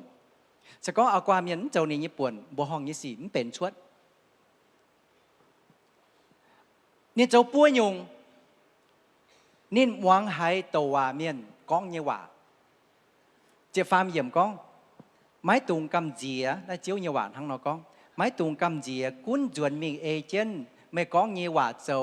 ลงไม่ไม้เยเจ้านอมยัวตอนแองต่อใต้ปุ่นเยี่ยหยันด่างกะหาเจ้าเว่ยไม่ชาวไม่เยตอนนินหายเร็วนินโพทงปาเมียนทำเนาะไม่ให้เป็นตู้มันป่านนินเสียนนินหายเร็วแต่เย่นินเสียนเอลียาก้องเยแงงว่าเจียเฟยเยี่ยมก้องเวจูเจียวอิสราเอลเมียนเยทินฮงทั้งนายนอกองเยี่ยมองค์เยบ้วนไม่ให้เจงแป้งเยเยี่ยวอย่าไม่ตังเท่าเจียวปุนลุงตุยบิวเยี่ยนายนอมเตปุงนินหายลิวนินเสียนลิวทั้งหนอนินเอเจนเจ้า nên ê chân phái như hòa châu chiếm hâm yếm nên chiều mình ê chân Elia như hòa châu Elia ya chào vợ tòng xía tòn chào nên nhiễm hoang tỏi chiều mai cáo nhận chia chiến hỏi nhé miền múa tỏi thiên hung như hòa tàu chuột tàiปุ่นบัวยำนายเยเมียนเยตอทินฮงเยว่าใต้โตปุ่นบัวยำนายเยเมียนเสก้องไม่บัวไหเยโตทินฮงเยว่าไม่บัวไหมวงไหเหลวไม่บัวอย่าเสียนเหลวไม่บัวอย่าเอเจนเจ้า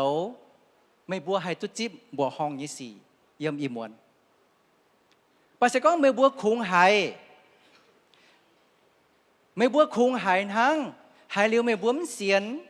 ยี่ตอนทิ้งหงยี่ว่าตาโตปุ่นไม่บัวหายเย่มันป่าไม่บัวมันเสียนไม่บัวอย่าไม่เอเจนเจ้าบัวห้องยี่สี่ไม่ให้เป็นชดปุ่นไม่เยี่ยมไม่เย่แม่ไม่ตามตุจิบอ่ะไว้จูไม่เยี่ยจุยซาตายไม่แต่เยี่ยจนจุยซาจวน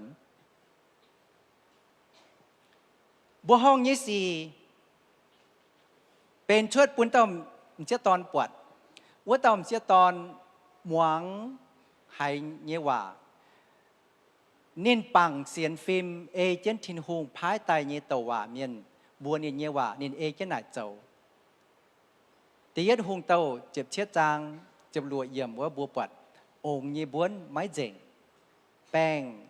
เยเยี่ยวอย่าไม้ตังบัวห้องยี่สี่คงเป็นชดปุ่นเทาไหบัวมาให้กองยิ้มตัวไหทินหงเยว่าอีเหยียดอินหอยนะบัวไหยีกองช้ำเยเวนี่ตัวไหนี่ตัวเอเกนเจ้าไม่ยุงแมงเยบ้วนเก่านินยันไม่เจ๋งไม่เยี่ยวเก่าปุ่นนินหลงเมียมัวต่อยมาเจียเต้าป้วงจู่ไตแมงยี่ฉังเยี่ยมใส่จังเยี่ยมกิงโซโลกิงโซเสียงกิงโซมาเจียเต้าป้องจุดไต่แมงยี่ฉังเยี่ยมนายเยี่ยมเยี่ยมมาเจียเต้าบัวป้องจุดไต่แมงยี่ฉังมังกิงโซบัวปัดโมเสป้องจุดไต่แมงยี่ฉังนี่อ๋อจุดเปียวนี่เปียวฟาโลฮุงเตียไว้จูนี่บ่อไต่อย่าเต้าอียิปต์เยี่ยมเมียนมิงเจียวเดี๋ยวไว้เนี่ยนี่บัวอิสราเอลเมียนนี่มีบ่อไต่มือนี่เห็นให้โมเสเนี่ยเต้าเห็นให้เยี่ยมเมียนจะบ่จ่าเนี่ยบ่จ่าเนาะนี่ป่นซินอันนี้กินเฮ็ดเมียนอันนี้บ่ไต่เต่าอียิปต์เมียนเหลียวจุฟาโรห์ฮงจุนนินไต่โมเสสจุเปียวบุยเปิดเอลียาเปียวแบ่งตรงนี้ไต่เจงยจุงจ้าไซเมียนนี่เหี่ยวไซเมียนมิงเดาไซเมียนเซตมวยแต่บุฮิตุกองเนี่ยเก้าหนันหังฮานอมิงทินฮงเทงนินจิบนินปัวเจียนี่กันได้หินชดบัวห้องยี่สี่ใต้เรียกว่าในบัวจ้ออย่าจุ้งจ้าไซเมียนตายเจงหรือเวนี่ตายเจงโดยเงี้ยแต่จ้าไซเมียนเรียกว่า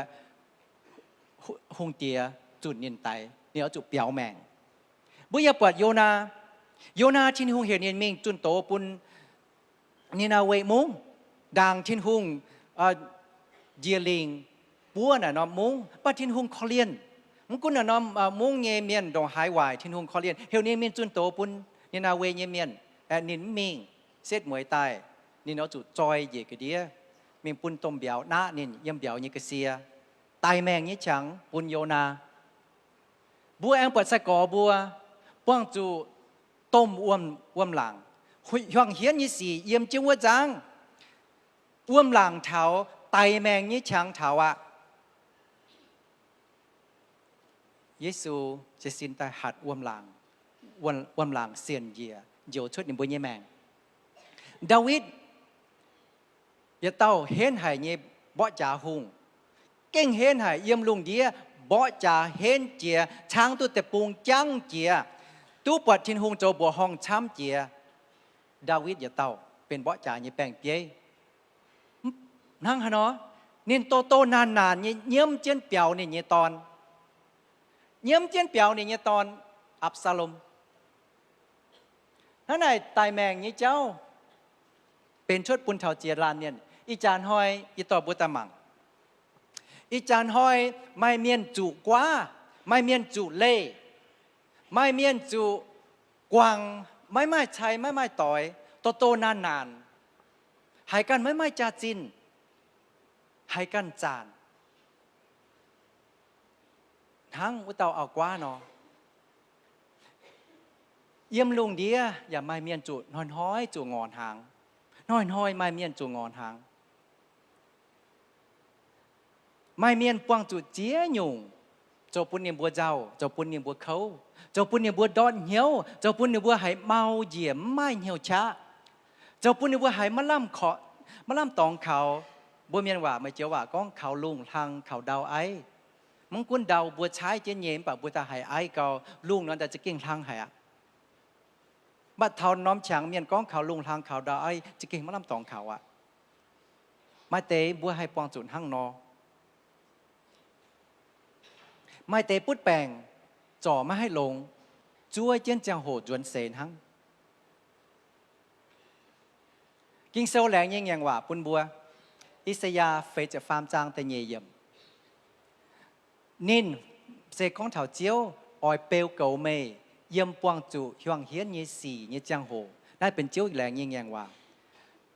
ตรงบัวปวงจุห่วงเฮียนเยี่ยสี่เจียวออยเปลเก่าบัวอิสยาฟาจะฟาร์มจางแต่เยี่ยมกิงเซลกองบัวไม่เจียววมเยี่ยจังโหเยี่ยเฉาไม่เยี่ยมไม่เจียได้เยี่ยวมอย่าไม่เอี่ยมไ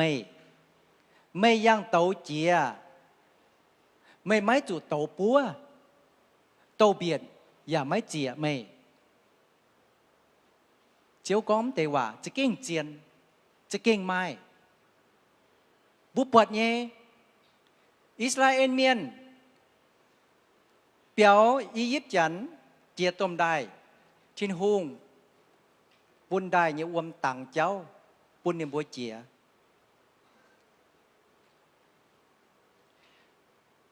ยี่จังตัวบัวเมียนเย่บัวป่าชันบัวไม่ปัวเต้าตรงว่าเจ็บจุ้ยเหี้ยวหายน้ำชินฮุงเชดรักมิเชกแอนอเบเนโกแต่ปัวเต้าจันดำเจลคู่เดาว่าเนี่ยเมียนเนี่ยบัวป่าเนี่ยบัวเวยเนี่ยบัวเสียนทินหงบัวทินหงห้ำทินหงเนี่ยบัวมันกำเจียหงเตียติ่งให้ยุ่งไหลแต่อ้อยเจ้าหอยเนี่ยบัวตอนเนี่ยบัวมิงตับเดาว่าเนี่ยต้มขวดปัวเนี่ยบัวหยำกำเจียเส้นหมวยไตเนี่ยบัวเตะปัวเต้าเมียนหลุนเมียนเก่งจูดโดเจียนจอยตับโอฮาต้มตัวเจ้าขวดมิงโตไม่เจียเนี่ยบัวชุดตาเนี่ยจะหัวเรียมไม่จ่วยโตเสียวนี่กินเซลกองเนี่ยว่าจะเก่งเจียนกิงเซลกองยังว่านะไม่ให้ยุ่งละกวยกองยุ่งเจียนยุ่งจะเก่งไม่นี่เงี้ยปัวออยเป่าเจียนไม่เยี่ยมดอบเยียเงี้ยจังโหนี่ออยเคนไม่เยี่ยมไม่เมาเงี้ยจังโหจำเลยละโซฟาจะฟาร์มจางเงี้ยเจ็บเยี่ยมเงี้ยเจ็บเทียดเยี่ยมทุกจุยทั้งนอกกองบัวเยียดหลิวเงี้ยทินหงเซเยี่ยมไม่เยี่ยมเนี่ยตองเนียนเหยียดหลิวเนี่ยปัวเป่าเจนไม่เนียนอ้อยจุนไม่เนี่ยวินวังชดไม่เนี่ยวัวด่างแมงอย่ากองเมียดนินบัวเนี่ยเจ้าทินหงแรงเนี่ยแงงว่าปุ่นเจนบัวทินหงไม้ถุยกิงเสว่าเยี่ยมเตเย่กอรินโทเจ็บเย่จางแต่ช่วยเยี่ยมทินหงเย่เอ็นเก่าตู้บัวหลงเยี่ยมน้อมฉังเป็นหัวต่อยมึงกุ้นไม่บัวเยี่ยมจู่ฮานอมฉังไม่กุ้นไม่บัวเยี่ยมจู่ดงหายเข้าดงหายโตนานดงหายไม่แปลงอ่อนดงหายไม่อ่อนหล่อเหี้ยวทินหงเย่ว่าชาวบัวเยี่ยมจะนายอีหมวนสิงเลี้ยงอย่าชาวบัวเยี่ยมจะนายกิงเสวเยี่ยมเตเย่กอรินโทเจ็บเย่จางแต่ช่วยเยี่ยมป่าเจียวเตาเยียไม่ตู้เยียเยเอ็นเจียวเก่าอะไว้จูไม่เมาเยจังโหเยียเยชะเก้าเห็นเจียทั้งไหนเยียอันเฮปุงว่าเมาก้องเยียเมาเยตองไว้ตู้กีตูเยชะเจียเจนเยียปาโลก้องเยว่าปาโลมาเจียหยุ่งควรเหี้ยวนินเจ้าเกานินเมียงหายเมียนคุงรอเจ้ารอจะเออ้อยไตนินอ้อยไตนินอ้อยไตนิน bà lô mai là nhau như cháu tham cầu hăng đằng dèm bạ quang để như xin nó nhìn thố chiêu thiên hùng chọn để dèm chuột bà thiên hùng hăng nó bùa nên bà lô à y nhé ên cầu tu mê lộn mê nhé mèng yếm nhé bùa y béo cầu mê mà hãy nhung bền chuột yếm quản yếm hiếu bà lô tu thiên hùng tao này nhé tao cao hòa nên chiều mai nhiều cha nên nó sẽ chiếu thiên hùng oi thèn mê liu lấy nhung nhung mê quăng như gì thiên hùng oi thèn bùa liu lấy nhung nhung bùa quăng như gì Philip ta phải trang chụp chuối yểm anh chào mắt thai ta lụa trang như chụp phê mi thảo pha chụp chết yểm kinh sâu hăng nó con ye nhé thiên hùng mai joy nhung nhung mê bùa chiếm chủ nhé yết chung chiều nín mai nhé chiều lồng ký tù Giêsu chạy bún mê bùa bùa tu Giêsu bùa tu joy nhung nhung mẹ sẽ con bùa cha chủ Giêsu bùa phét Giêsu bùa phét dèn nhung nhung mày tu joy nhung nhung pam kia như cần hai nhóm nom xây chàng mày phét Giêsu mày tu Giêsu nó màyเป็นจุ่มchiều của tao miền yếm luôn đi con bùa miền bút joy chia như miền này hay yếm miền bút joy chia như miềnเป็นบัวกีตูเมียนเป็นเสียนเยซูเยเมียนไว้ให้ติวเย็นหังนอกองเสกองไม่ตู้เยซูไม่ตู้เจงยงยงทินหงเป็นเบญทินตองเตียเยี่ยมนายลุงเดียเยเหยียดจุ้งยานจันเจกัวเยยานไทยกัวเยยานไม่กัวเยยานไม่กุ้นเยจะจินดองหายใจเหยียดจุ้งเยยานลำเยี่ยมนอมลุงเดียเป็นทินหงเยเจงthiên hùng oi siêu dành lùng đĩa nhẹ nhàng Việt Nam si kên nên siêu xuất dành tu bùaเป็นthiên hùng như tonเป็นthiên hùng như xía thiên hùng mai joy nhung nhung Việt trung nhàn Việt trung trái như cái nàyเป็นthiên hùng nhẹ bùaเป็นthiên hùng như ton thiên hùng như xía bùaมันจะเป็นปุจจอยเจียเมียนไฟเจียบัวกีตูเมียนเป็นปุจจอยเจียเมียนป่ามใจปุดจอยเยี่ยมจินยานเยี่ยมจินจอยเยี่ยมนอมปามเกณฑ์บุญยี่ปุดจอยเยี่ยมกงไหวชินตองเอเมนยังไฟเอเมนเอี่ยอยปุนบัวจ่าเตกันไม่เงี้ยเหี่ยวองไม่เพ่เก่าไม่หยันยังไฟ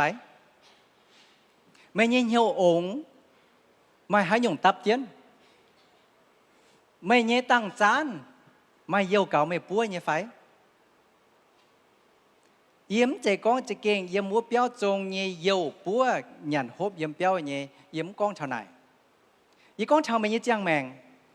ยี่กองเท่าไม่เงี้ยเลี้ยงวนยี่กองเท่าไม่เงี้ยเสียนฟิล์มยี่ตัวแต่เป็นว่าเป๊ะกองเท่าไหนยี่อ้อยบัวจามบัวกันไม่เงี้ยเหี่ยวองไม่หายยุงtung màng trái tung màng bèo nải cả bữa cằn ý nhiên nhiều ông ý chẳng nói mà hãy nhung tập trên của nhua mà hãy nhung yếm trên nhiều của nhua mà nhiên nhiều ông mà hãy nhung mà nhiên nhiều ông khung dừng nhà phái mà đây bữa chơi cái này bữa hay bữa nhiên nhiều kinh giàu cao hay nhiều hoàng hay nhiều độ cao tham hãy nhung dàn hâm thong ta nói vì giờ hiếu hoàng trên tay hiếu giàu hệ chế nhung tham cầu ở đang chuẩn bị nói anh giàu chế nhung tham cầu yếm bên nhà mẹ mình nhìn hiếu khùng như phải mình nhìn tăng ní mình nhìn tăng mày yêu cầu mày búa như phải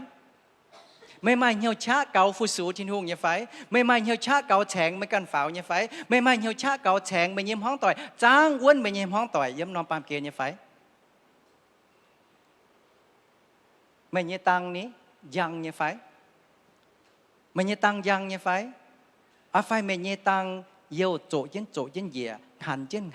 trên dìa lao yêu dèn nó mày nhớ tô biệt tại à thắng nó phải sẽ có mày hay mày nhớ tăng giang hoàng trên mình sẽ có mày hay mày nhớ hiếu giàu trên mình khuẩn trên mình khủng trên mình 就喺用呀就命， hám mà nhung yàn hám thong mà nhớ oi phu su thiên hùng chom nhớ oi bùa chàng chiếu thiên hùng chom nhớ oi to chiu băng bà chiu băng hai miếng tệ ạ bùa dìa như cha cuốn đồng cha hay cuốn bao ia bùa ia muốn mây to mây nhẹ nhau ổn tai buôn thiên hùng cha này nhẹ buôn dìa mây nhẹ ổn mây to mây nhẹ tăng chán xuất tai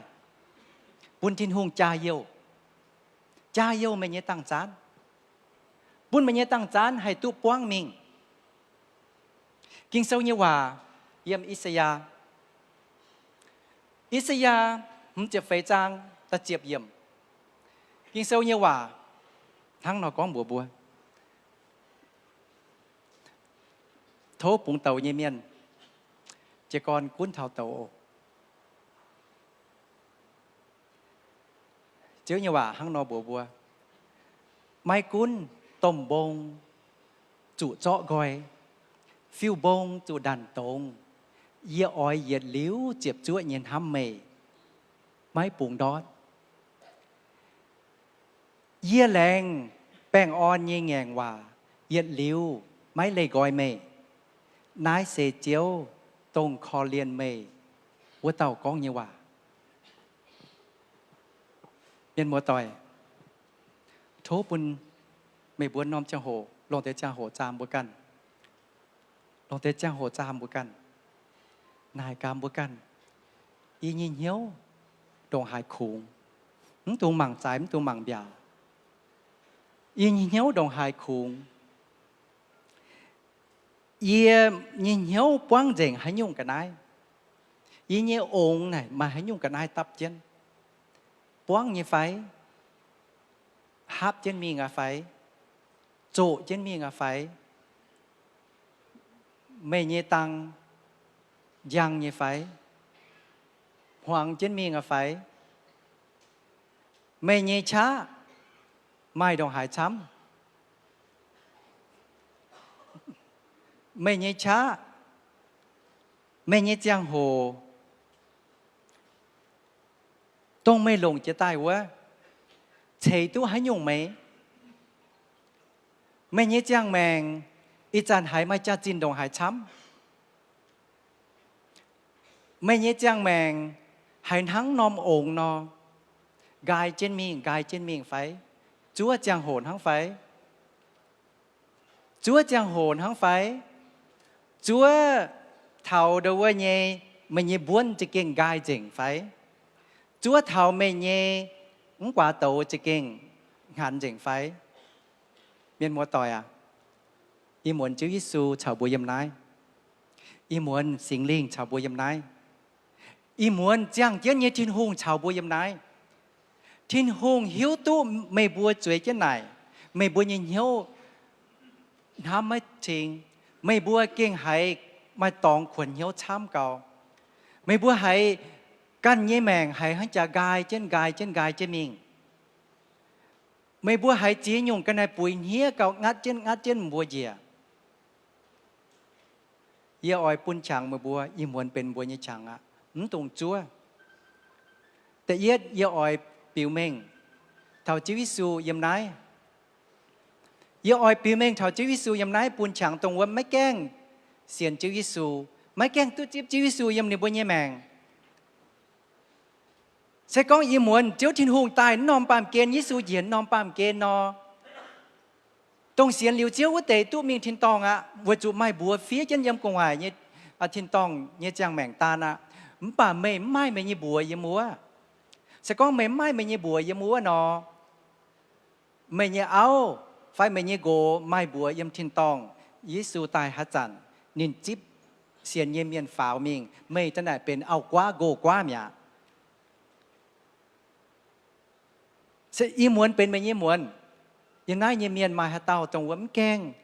ตู้เฟียบุญยบัวเยี่ยมกวายทินตองยี่จางแมงตันให้เยี่ยมเสจังเยี่ยมตู้เขาเจ้าจุยเยโนเจ้าเมียนเยโนเจ้าซาตานเยโนอีมวนเยอ่อยตู้ปุงกอยอีมวนเยอ่อยโทษทินหุงปุงกอยเย ý muốn yêu ỏi tu tiếp nay nhung dấu en ý muốn yêu ỏi tu ý như trang mèng tu có yên ý muốn yêu ỏi tu tiếp xiang trang mèng mai như phải sẽ con mai nom trang hồ thô bùi ở chung kiếp chân chính thô bùi chung kiếp chân chính tu mảng trái tu mảng biao tu cuốn thảo hai tàu tu cuốn thảo hai tàu miền mùa tỏi tai mèng như cháu chúa trên bùa mỏ tàu miền yếm nai tai mèng như chẳng chúa trên bùa mỏ tàu miền mai nom chân tài khuất chân tài châu chúa trên bùa ta tàu miền ta ở chỗ hùng trên nom khuất mình sẽ con mình mới keng tu cho dùng chia sẽ con mình mới keng tu tiếp Giêsu cho mình như dấu chiếu ý muốn bên mình như chẳng á Chúa Giêsu yếm nói xuống trên bùa Chúa Giêsu xuống trên bùa mày ở tiếp như dấu en chúa tai yêu ở dấu mày ý muốn yếm ở mày hùng trên tay nhụa mình Chúa Giêsu bật bùa hùng trên tay nhụa mình nên khó liên hải bùa nên hiểu mày tiếng dìa mày tuông mình tay nhụa tai yếm buông tai lò yê thang trên bùa chúa chân yếm ở dấu màyน้อมเจ้าโหยจุ้งจริงกิบเจนมาตุงหมั่งฮะเต้ามาตุงกุ้นเท้าฮะเต้าไม่กุ้นเท้าไม่กันหมายกรรมไม่กันเยี่ยอ้อยตู้เจียวไฟยี่หมวนเป็นยี่หมวนไฟเยี่ยมาอ้อยเพียรน้อมฉังเยี่ยมาอ้อยเพียรน้อมเจ้าโหวิจุยังหอยเยี่ยชดนายเมียงเยี่ยมหิวตัวกองเยี่ยแองชอมไม่แมงเยี่ยไฟไม่ยี่หมวนฮะเต้าตรงไม่แกล้งจิบจิวิสูไม่บัวอ้อยจิวิสูปุงกอยไม่บัวปุ่นมาบัวมาจุดเจ้าเมียนเยนเอามาจุดเจ้าจุยเยนเอาป่าตู้เป็นปุงก้อยเยเมียนไม่เยไฟไม่นอโทโซจิซินกันเต่าตุงหมัง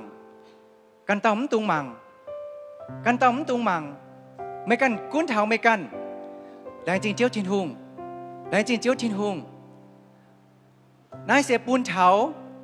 ตรงว่าไม่แกงตุจิบจิวิสูวุเตโอสก้องบัวจิบเหลียวเจวิสูเตยิสูยำเจนบุญยแมงวุเตมจุดเสาจิสินนายเสกคงปูนเถาตรงว่าไม้แกงจิบเจวิสูยำบุญยแมงสก้องเจวิสูตายยีหมวนเนาะยีดองหายำตัวมินทินตองอ่ะยีเพียรทินตองหายยีเหยียดเตยหนัวยีไม่อ่อยมิงเตยหนัวยีนายจะเก่งเป็นตรงว่าเขาหายยีตองยีไม่อ่อยมิงยีอ่อยปูนทินหงเยียวยีหมวนยีอ่อยปูนเจวิสูฟิงยีแมงเฟียเจนยีบัวยำทินตองยีจางแมงตานยีหมวนยีอ่อยตู้เยียวอ่ะนั่นเตเมียนโซเจนฮาเลลูยา哈利路亚，两敬就天红，收肩，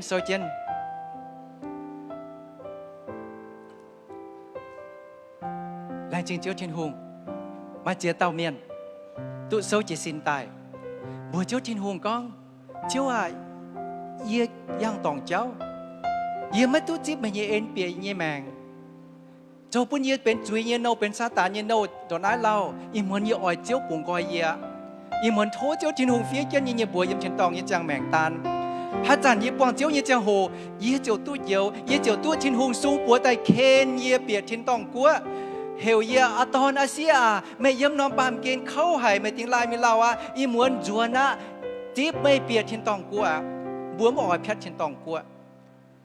โซจิสินเตกุนโซเจนโทจูปังเยฟินแซงน้อมเจ้าโหนงจริงแต่หมั่งตาหมั่งถมเตเมียนโทษตาเต้านอมแสงนอมตองยี่จิวปังยี่ฟินแสงน้อมเจ้าโหหมั่งถมเตเมียนเจี๊ยเท่าในบัว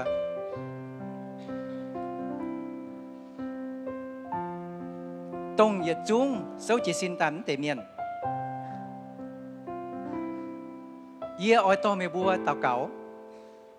ยี่ออโต้เมบัวตาเก่าบัวกันจินยี่กองหลิวอาตั้งยี่อ่อยบัวชวดไตยี่บัวอ่อยไม้ฟินแซงบวงเมบัวยี่บัวอ่อยไม้ฟินแซงเชงเมบัวปีนเหี้ยวเท่าเดียวเอ็นยี่จุ้งตรงเสาเย็นเตะโทเมบัวชวดด่างตั้มเตะนะชวดนาโอตรงบัวเสาเย็นเตะชวดตันปุงกุนชวดตันปุงด่างชวดนะว่าจูบัวมาทำเต่าเย่เย่ไม่ให้เจียมตุ่มบัวตรงเสาเย็นเตะกุนชวนด่างตายฮาเลลูยาแหลงจริงทินหงโอ้ฮาเลลูยาแหลงจริงทินหงแหลงจริงเจียวทินหงกุนนะเตเมียน ỏi mai buồn tu ni bùa nhẹ bùa phía trên yếm thiên tông nhẹ chang mèng tan ni bùa mai ỏi phiểu mai ỏi phét thiên tông lại trên chiếu thiên hùng hallelujah quân chuột tài quân chuột chiếm buông tài quân chuột chiếm buông tàiแต่เสตรงว่ามันแกงตู้จิบจิ๋วยิสู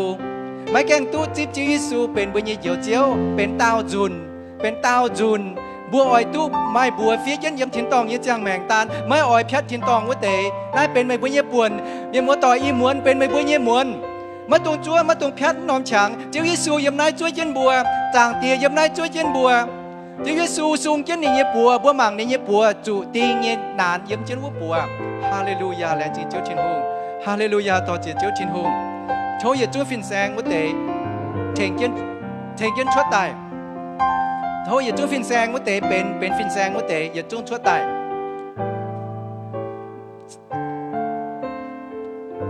chia thống tệ miền mùa chia thống tệ miền mùa ở tăng giờ ta cầu bún nửa bùa giang liu chỗ miền bùa to nửa bùa mình cả nóm trống chiếu mèn nóm cọ quá chỗ miền bùa chuột mèn nóm cọ mìnhพ่อเมงชาวเจียวเอ็นยี่เจ้าบนได้เตเมียนแรงจริงเจ้าชินฮงฮาเลลูยาฮาเลลูยาต่อเจ้าชินฮงทอเจียวชินหงมาเยไฟเมียนมัวต่อยเยอะบ่อยปุ่นฮัตเตาเพชรฉังอีมวนชินหงยังน่าเหี่ยวเจนบัวบัวมชวดลิวไม่บัวเพชรไม่บัวยี่ฉังเมียเพชรอีมวนยี่ฉังเมียไอ้มาฮัตเตากุนชวดตายมาฮัตเตากุนชวดตายฮาเลลูยาแรงจริงเจียวชินหงฮาเลลูยาแรงจริงเจียวชินหงแต่เสตรงว่าไม่แกงตู้จิบเจียววัวเตะไม่บัวจิบเดียวเจียววัวเตะมันจุดชวดอาตั้งเป็นตียี่จุนอาตั้งเป็นตียี่จุนจอแปงยี่เจ้าฟูแมงบุญทินหงยี่เจ้าเยี่ยวตียี่ปานนายปานเจตรงไม่แก่จิบจิวยิสูจงบุญยี่เจียวเจียววัวเตะฮาเลลูยาแลนจิเจียวทินหงโอ้เชงอีบุญยี่ทินหงไทยบุญยี่ทินหงทินทองเตียนายเตเนียนชดตายนินบัวหิวตุกองเนียบัวติงลายนินบัวยังตองเจ้ามิงเล่าหายอ่ะนินบัวหุงเจนเตยหยัวมิงniềm bùa mai ỏi đó tây nhựa với chủ chiếu Giêsu hiểu niềm bùa im muốn mai tu minh tiên dìa chuẩn tai lò dìa chip y nhẹ en chip y nhẹ bùa y ỏi khen mây chuột yếm nòm xây nhớ nhẹ xì nhẹ pam kên lại trên chiếu trên hùng miền múa tỏi mấy bùa căn trên nhẹ tạc cảo bùa căn trên nhẹ con chiếu Giêsu à im muốnยี่หายไม่แง้งยี่ยิงเหี่ยวแกงอีจันยี่คอยเหี่ยวะโทเจียวยิสูเปียยี่ยิงเหี่ยวโจเจียวกุนยี่กวางเจงยี่จุ้งยี่โจยี่จุยแรงจริงเจียวยิสูไตเยี่ยมเจ็บจางจ๋าเหลียวชวดยี่ปูจามเมียนเจงยี่จุยอีจันยี่ทิ้งไม่อีจันยี่โทไม่เปียยี่เหี่ยวโจยี่เจียวกุนยี่ต่อยี่เฟียเจียนยี่บัวเยี่ยมชินตองยี่จางแมงตานแรงจริงไม่เต็งยิสูยี่บัวเต่าเก่าอาเมนอาเมนโทมเตเมียนมัวชดผู้แมงปุงหรือว่าไม่บัวฟินแซงอ่อยปวงไม่บัวโทมเตเมียนมัว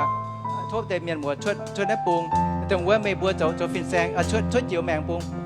หรือว่าตรงว่าโจฟินแซงเมียนเมียงจ้ามั่งจะก็ฮัตเต้าจะเก่งเชื่อมจุดเยียวเอ็นไม่บัวฟีเจนในบัวยี่บัวหรือว่าจวนเมียงปุนจิวปังเมียนหลิวไหลในบัวเตเย่กวนแต่เหย่กวนตรงเตะชดเจนี่เจ้าโหแต่เหย่กวนไม่บัวยำนายเยเมียนฮัตเต้าหายเข้าหายเจ้าว่าเยี่ยอ้อยฟูสูไม่ไปเยี่ยหายไม่ช้าเยี่ยหายเมาเก่าโทษชินหงทิพช้าเยี่ยโทษชินหงปุนเยี่ยให้ฟูสูไม่เก้าหลงยี่เยี่ยแมงตัวตายมันผุยว่าอีหมวนเยี่ยโทษเจ้าชินหงจ่อเยี่ยอีหมวนเยี่ยโทษเจ้าชินหงปุนช้าเยี่ยปุนเจเยี่ยอาจารย์น้อมเจ้าโหโทเมียนมัวต่อยก็ตั้งแต่นั้นจะกุนชวนะโอไม่เบิกกุนชวนะไม่เบิกกุนชวนะอาจารย์น้อมเจียงโหยี่อ้อยไม่เบิกอย่าจุ้งยำนั้นแต่โซ่เจสิน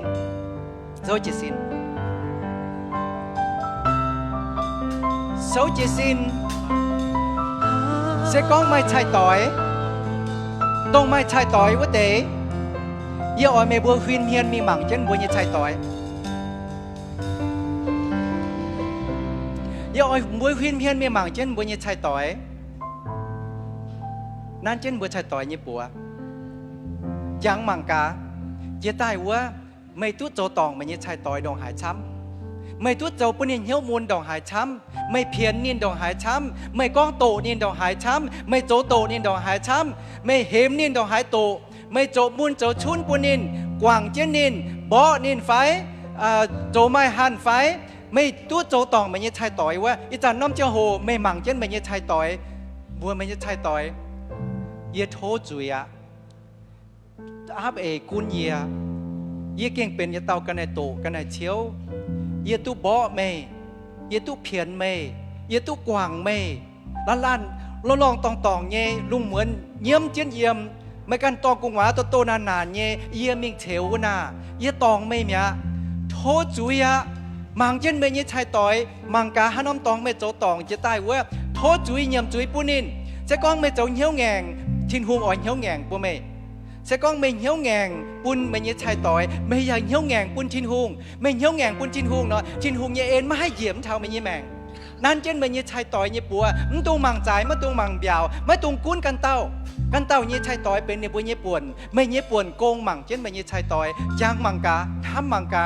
จีตายว่าไม่ตู้โจมุนเมย์ชายต่อยเบเจียจุนไม่โจมุนเมย์ชายต่อยดองหายช้ำนินจูเซียวเข้าเว่ยไม่ดองหายช้ำไม่โจโตนินบเจียจนดองหายช้ำน้อมจะโหนั้นเจนไม่ใช่ต่อยเยี่ยบัวนินโทจุยอะเยี่ยเก่งโจตองไม่เมียโทไม่กว่างเยี่ยจุยโออาบเอกุนเจนเยี่ยโจปุ่นเยี่ยกระเฉียเป้โจปุ่นเยี่ยโจไม่ชิงเยี่ยสี่โจปุ่นเยี่ยโจไม่จังเยี่ยสี่เยี่ยจุโตตองไม่ก้องชดใต้ทบเจนไม่ใช่ต่อยเยี่ยน้อมก้องบัวนิน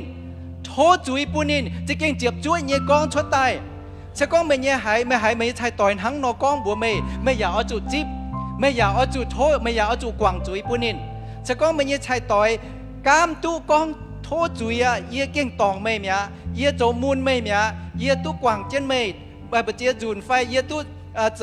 ชวนให้ยุงตายหอยไม่เยี่ยสินจางไฟไม่เยี่ยเหี้ยวไฟเยี่ยตู้กองโตไม่ตู้กวางไม่เจียจูนเมียงเพียนไม่อีมีเหียนฮัตเต้า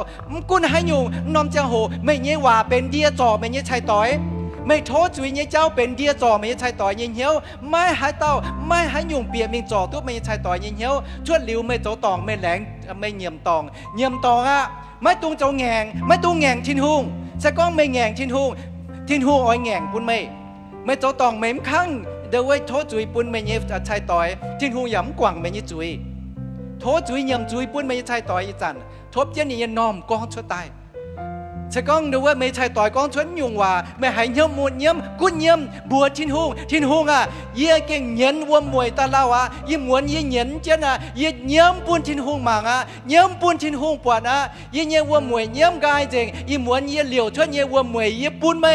ซอดก้อยเยี่ยปูนไม่เฉงเยี่ยเฉยเยี่ยเหี่ยวช้าปูนเยี่ยไอให้ตู้เสียงเหี่ยวจะตายไม่เนี่ยโทษจุยเนี่ยว่าเป็นลงหายเนี่ยเดียใจหายเนี่ยเดียจ่อไม่เนี่ยเสียตอนเนี่ยเหี้ยวจ่อไม่เนี่ยใช่ต่อเนี่ยเหี้ยวไม่ก้องโทษจุยเนี่ยเจ้าปุ่นนี่เนี่ยเหี้ยวอย่าลิ้ววายนี่เนี่ยเหี้ยวอย่าลิ้วไม่ตู้จ่อลงนี่เนี่ยเหี้ยวอย่าลิ้วไม่ตู้แปลงอ่อนจังมังห้ามมังกาตัวไม่จ่อตองเนี่ยตองกุ้นปุงหลังเนี่ยก้องชดไตไม่จุใหญ่เสก้องไม่ใหญ่ไม่เนี่ยใช่ต่อยทินหงอ่อยใหญ่ไม่ทินหงปุ่นไม่เนี่ยใช่ต่อยไตเป็นไม่ห้ามเจียวว่าเต้าชาวไม่ต้องจ่าผุยเสว่าเต้าชาวไม่เยี่ยมลิ้วเยี่ยมว่าเต้าเยี่ยมชาวไม่กล้วยเสว่าเต้าเสก้องไม่ชาวไม่ยี่ชายต่อยโจหอบไม่เย่จุยหอยแกะเจียนไม่แต่ยัดปีเตตาฟาร์มจางตาเชียดเยี่ยมเสก้องไม่ชาวไม่ชายต่อยโจหอบไม่ตาเกาเนี่ยว่าทินหุงจีบไม่ทินหุงก้องไม่ตาเกาเนี่ยว่าน่ะเป็นกันในกองแปดทั้งเป็นจวยไห่ยี่เจ้าชาวทินหุงยี่จำเฮียนทินหุงมาอ้อยมังทินหุงมาอ้อยหอมนั่นหยงเจ้าเยี่ยมจุยปุ้นมันยี่ชายต่อย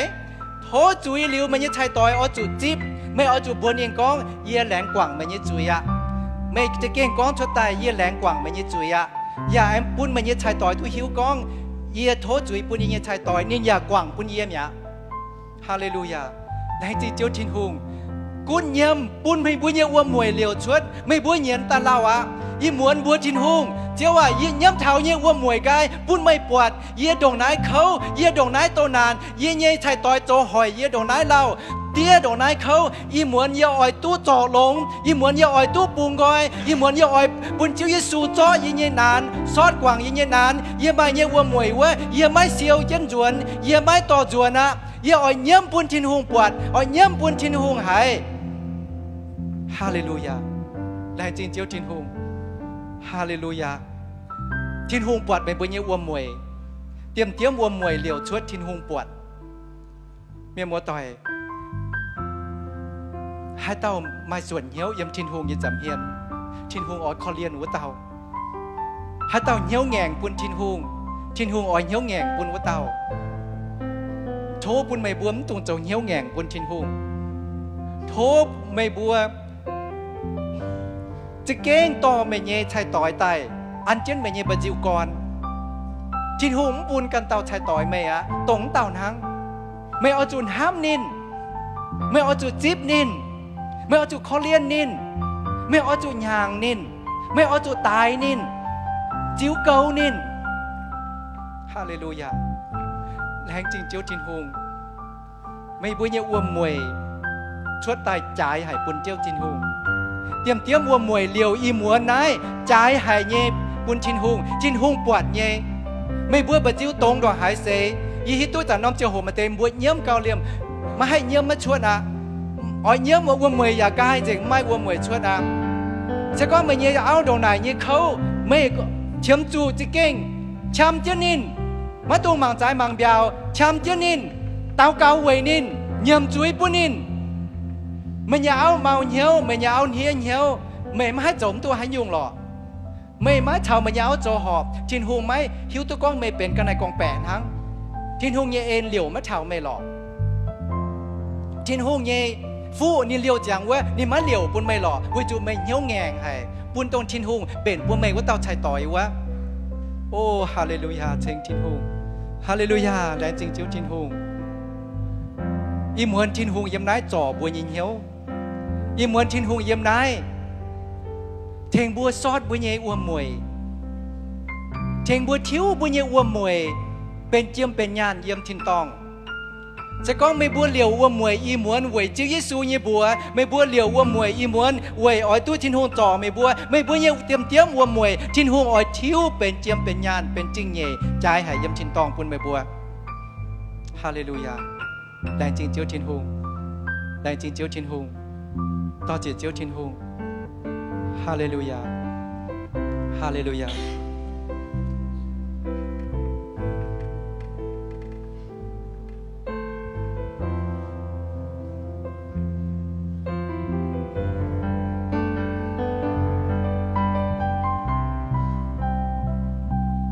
น้อมเจ้าโห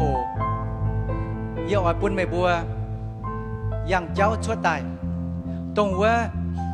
บัวอ้อยบัวจินหุงเจ้าว่าเยี่ยเก่งจีจุยไม่ให้เยี่ยอ้อยเยี่ยมเยี่ยจุยปุ่นเจ้าทินหุงอีจันไม่บัวเยี่ยมจุยปุ่นบัวเยี่ยชายต่อยทั้งจุนชวดตายไม่บัวเฉาทินหุงให้เต้าอ้อยตู้ทินหุงปูงกอยบัวไม่บัวไม่เหี้ยวเย็นนานไม่ควรเขาไม่เจ้าไม่เจนานหอยเจนบัวอ้อยฟูสูทินหุงอย่าไม่ช้าฟูสูทินหุงอ้อยโจจิปังยโกงอย่าให้เมาเก่าไม่เช้าเตะกุนชวดตายน้อมเจ้าโหชวดตายยอตาเกาเวยไม่บัวคุณชวดจ่ายปุงอย่าตู้ยาวปุงอย่าตู้กุนชวดตายย้ำปุงชวดจ่ายปุงย้ำปุงชนปุงกุนชวดตายไม่บัวการตู้ลามเจ้าชวดตายปุนทินหุงปวดไม่บัวยิงเหี้ยวทินหุงเจี๊ยไม่บัวให้เต้าเหี้ยวแงงปุนทินหุงอ้อยเหี้ยวแงงปุนว่าเต้ากุนชวดตายเยี่ยอตาเกาเวยไม่บัวกุนชดใต้บัวทินหุงเยี่ยจีจุยไม่ทินหุงเยี่ยโจตองไม่เยี่ยโถเยี่ยมเยี่ยจุยปุ่นไม่เยี่ยเมาไห้เยี่ยเขาไห้เยี่ยมะล่ำขาวเยี่ยมะล่ำปังไปเยี่ยปังไม่เยี่ยขาวไม่เยี่ยอ้อยจ้อเยี่ยจูเยี่ยโจตองเยี่ยจุยปุ่นไม่เยี่ยอ้อยโถทินหุงปุ่นช้าเยี่ยปุ่นชงเมงเยี่ยจวนมิงเป็นเสียงเมียนไม่เสียงเหี้ยวให้เต้งยี่เยี่ยมห้องต่อยห้ามยี่เยี่ยเอากระช้ำห้ามยี่เยี่ยโกกระช้ำไม่ปวนต่อลงยี่เยี่ยมห้องต่อยจิ้วเกายี่เยี่ยมห้องต่อยเยี่ยไม่ช่องเมงหลิวเหลจิปังเยี่ยโกงเยี่ยอ้อยฟุงเหี้ยวปุ่นเจ้าทินหุง ลงเยียเป็นไม่เยเปาลิวไหลเจ้าเยกงเยี่ยมห้องต่อยกุญัวเยี่ยมจิวปังกุญัวโทษชั่วตายไม่บัวกามตัวเศร้าจิสินชั่วตายทินหงเจี๊ยบไม่บัวเยี่ยวทินหงปอดไม่บัวเจ้าเยี่ยปวนทางทิงจังว่าเต้าอากว้านอนินหายลิวนินเสียนลิวนินเอเจนเจ้ายี่หมวนไม่บัวหายลิวไม่บัวเสียนลิวชั่วตายเอเจนยิ่งเศร้าเยี่ยว่าทินหงอ้อยปูงอยไม่บัวทินหงอ้อยปูงอยบัวยำนายเงียเมียนโอ้ฮาเลลูยาเจ้าทินหงอ่ะโอ้เทงอีบัวเจ้าทินหงไม่ปวดแต่เจ้าเยนามเหนียวนิ่มบัวไม่แต่เหี่ยวแง่งปุ่นไม่บ่านิ่มบัวยุนเจนโทนิ่มบัวสินจีนเจนโทนิ่มบัวเจ้าเจนโทไม่จางเจ้าทินหงตรงว่ากามตัวชั่วตายมันแต่เมียนเยี่ยมนิ่มบัวเนี่ยตองเศร้าจีสินชั่วตายมันแต่เมียนนิ่มบัวลงเสียนฟิล์มอย่างเจ้านิ่มบัวลงเสียนฟิล์มก็เจ้ายิสูอีหมวนสูงเจนปัวอ้อยจองนิ่มบัวเจ้ายิสูอีหมวนสูงเจนปัวอ่อนหัวเท้านิ่มบัวช้ำจู่เหี่ยวช้าเจ้ายิสูอีหมวนอ่อยปูนนิ่มบัวขวนเหี่ยวขวนเจ้านิ่มบัวไม่เงี้ยเจนานนิ่มบัวไม่เงี้ยจุยไม่อาบเอกุนเจนนิ่มบัวเป็นติ้วไฟเป็นอินไฟเป็นอาจาวเงี้ยเจ้าไฟเป็นกระเฉียเงี้ยเจ้าไฟเป็นไม้เจียบจ้วยเหี่ยวเงี้ยเจ้าไฟอีหมวนนิ่มบัวชั่วตายฟูงเจนปุ่นเจ้าทินหงอ่ะไม่เจี๊ยนายเตเมียนเจ้าทินหงอ่ะไม่มังนิ่มบัวเหี่ยวเมาลานเมียนชาวทินหงก้องหวานน้อมเจ้าโหก้อนชวดไม่บัวเหี่ยวเจ้าบัวทินหงอ่ะน้อมเจ้าโหใจไม่บัวฉางไม่ใช่ตอนบ่าไม่บัวฉางไม่บัวทินหงยังมังกาไม่บัวยี่จุยตองทินหงดองหายช้ำตองทินหงดองหายเล่าไม่บัวจีจุยทินหงเนี่ยยำหายยุงยำหาน้ำตองก้อนชวดตายบัวทินหงยำเหี่ยวยำจุยก้อนชวดตายไม่ตรงเจ้าเหเมียนหายไม่เมียนอ้อหายอย่าป่าไม่ชาวทินหงก้องหวานน้อมเจ้าโหก้องอ่ะบัวทินหงบัวเจงทินหงเจ้าทินหงอ่ะเยี่ยเก่งเมาให้เจ้าทินหงอ่ะเยี่ยเก่งไม่ชาอย่าเตะโถทินหงทิพชาเยียทั้งต้มจ้างนอกุนเยียยังเจนดาใดดองหายโกอย่าไม่หยุยอย่ากุนบิวจาวดองหายช้ำดองหายเสตายเยียอย่าหายเตี้ยตุ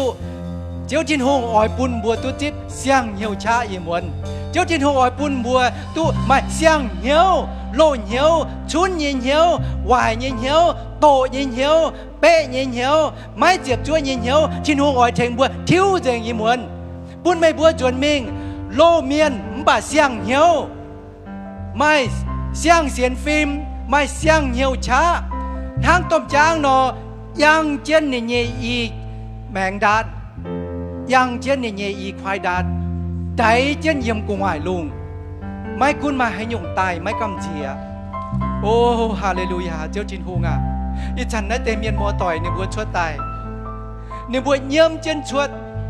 ในบัวสินจีนเจนชวด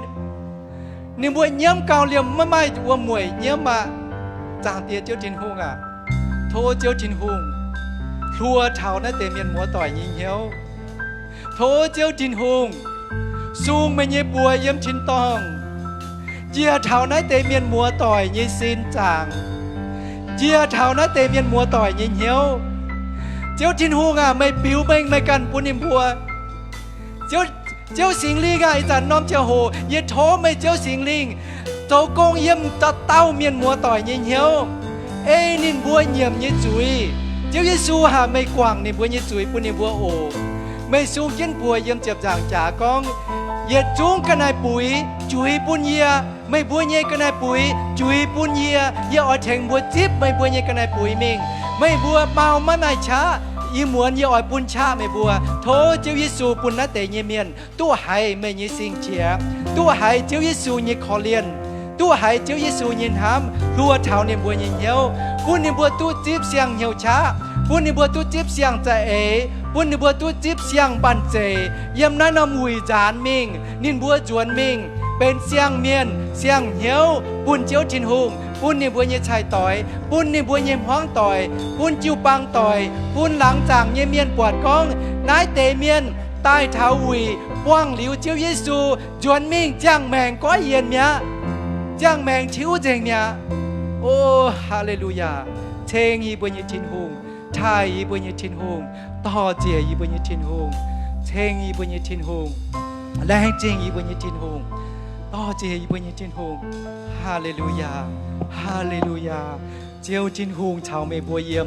chiếu Giêsu sâu chiến yếm mẹ bùa như cả hên mgun mẹ bùa mấy bạt nên chào mẹ bùa yếm nái nhé chiếu Giêsu hãy mẹ bùa như hiếu chiếu Giêsu hãy mẹ bùa như giàu chiếu Giêsu hãy mẹ bùa như khâu Hallelujah buông hiếu chui dành buồn chiếu trên hùng chui dành buồn chiếu trên hùng buồn nên chip mình buồn chiếu Giêsu to mình tình chết yếm múa chếp thẳng trà buồn bùaเป็นปุ่งลอยยี่เมียนโอ้ฮาเลลูยาเชิงเจียวจินฮูฮาเลลูยาแหลงจินเจียวจินฮูฮาเลลูยาต่อเจียเจียวจินฮูเมียนมัวต่อยจะเก่งจินฮูเตาไม่บัวยี่ตาเกาหวานเนี่ยจินฮูหายไม่บัวยี่ตาเกาหวานเนี่ยแหลงจินเจียวจินฮูแหลงจินเจียวจินฮูต่อเจียเจียวจินฮูฮาเลลูยาเมียนมัวต่อยไม่บัวตากลางเหยียดมีจ่วยตัวมือบัวตากลางมีจุยบุญญาเอตัวแรงจริงเจียวเทียนหูต่อเจียเจียวเทียนหูฮาเลลูยาเชงอีบุญญาเทียนหูชายอีบุญญาเจียวเทียนหูฮาเลลูยา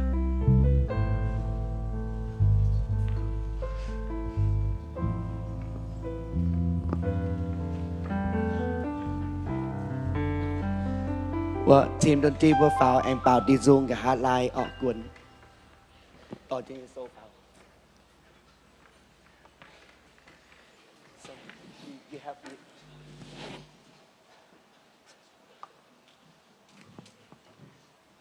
บัว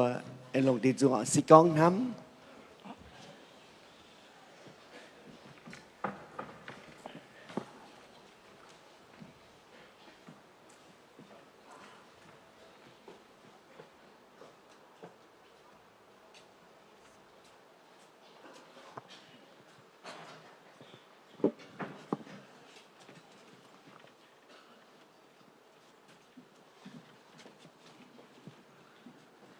เราหนึ่งสองสาม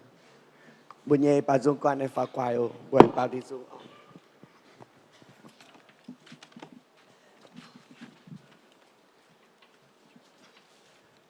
สิกองทำโอ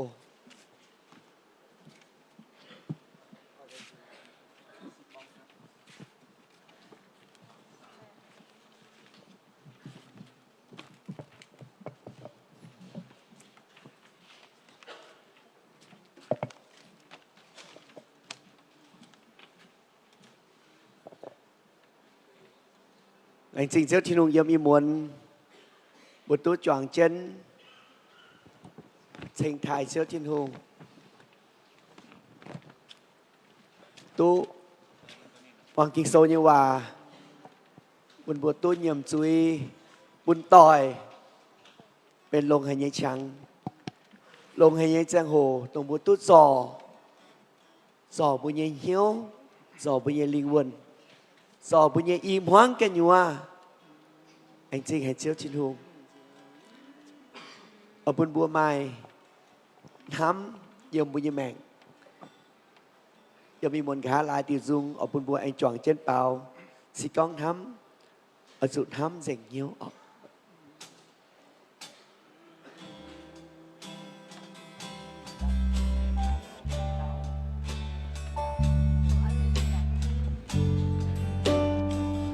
một số chỉ xin bữa em bảo đi chung thật xì con ngắm ôi chú làm danh nhiều mãi chẳng còn nhẹ dấu phút cuốn nhiều trái kim nhẹ nàng dung mãi chịu bên giao khâu buông nhiều dấu chỉ buồn bùa im hoang ngán chết bùa xì còn hát siêu chân ai nói nắng to biển gọi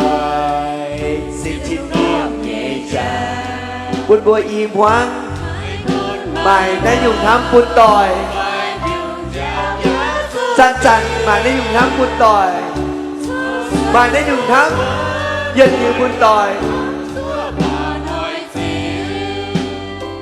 sĩ con mai hà muôn kia on lò xì còn nằm im dù sao hỏi trên căn yếm na chín húng nhây hâm dừng mãi tươi phơ nàng giang việt chiến dừng giọt mây đứt việt liễu nhây nhớ xì còn thắm dư thắm nàng Giêsu nó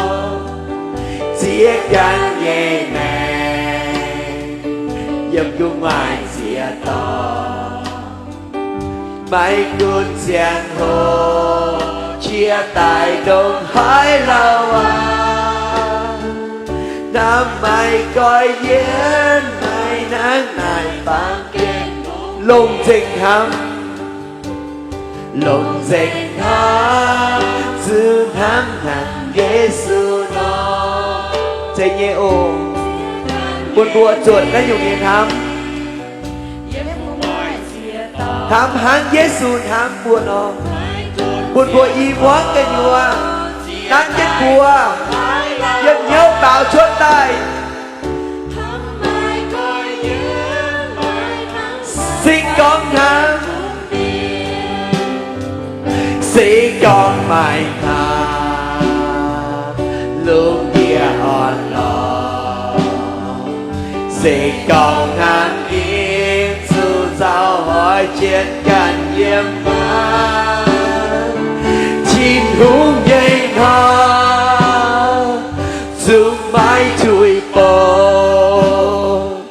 khăn giang việt trên rừng giọt mây đứt nhiệt liễu nhây nhớm xin con thắm dư thắm nàng Giêsu nó chia căn nhẹ màng dâm cung ngoài xìa to mãi cơn giang hồ chia tại đông hải lao năm mai coi diễn mai nắng này bằng lùng dịch thắm dù thắm hắn Giêsu nó lùng dịch thắm dù thắm nàng Giêsu nó chia căn nhẹ màng dâm cung ngoài xìa to mãi cơn giang hồ chia tại đông hải lao năm mai coi diễn mai nắng này bám bên muôn yên một lành trình cho thiên hương đồng búa tô mai chẳng chọn trên biển nó nóng bụi thôi thường sẽ em sẽ phụ buồn búa mai nó dùng thắm dùm hoang tỏi amen phải amen bữa chơi chưa lành trình cho thiên hương nó búa nhẹ miền nhẹ công bộ nhẹ trắng dành được nái ở bây giờ buổi nhẹ công dành được nái liu nóm trắng nóm sầu búa anh chui bún ở chán như phim sang nên búa anh bỏ chân anh buổi nhẹ nên nóm công ở nó chui nóm sầu bún chán phim sang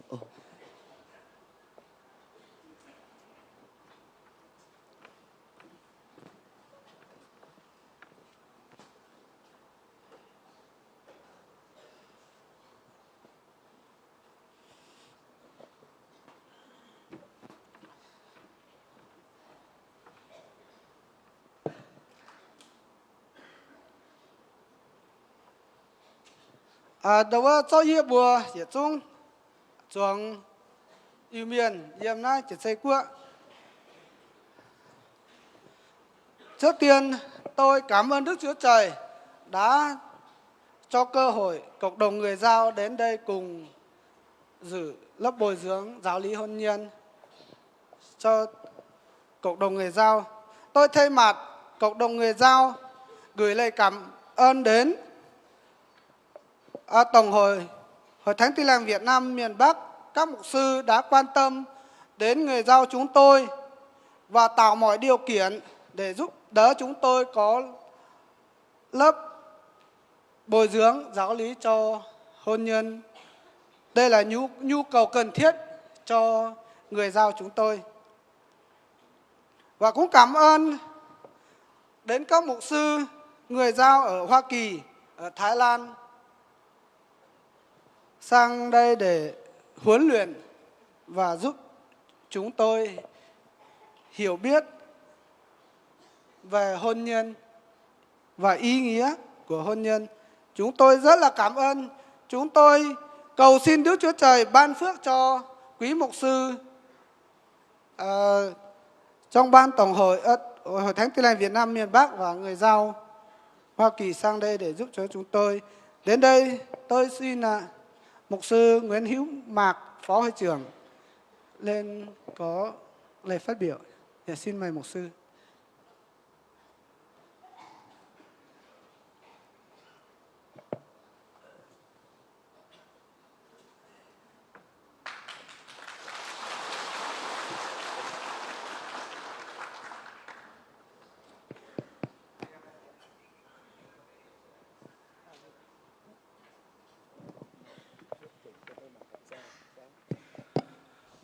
Thô Thị Hồng, trẻ phố buôn mùa tỏi.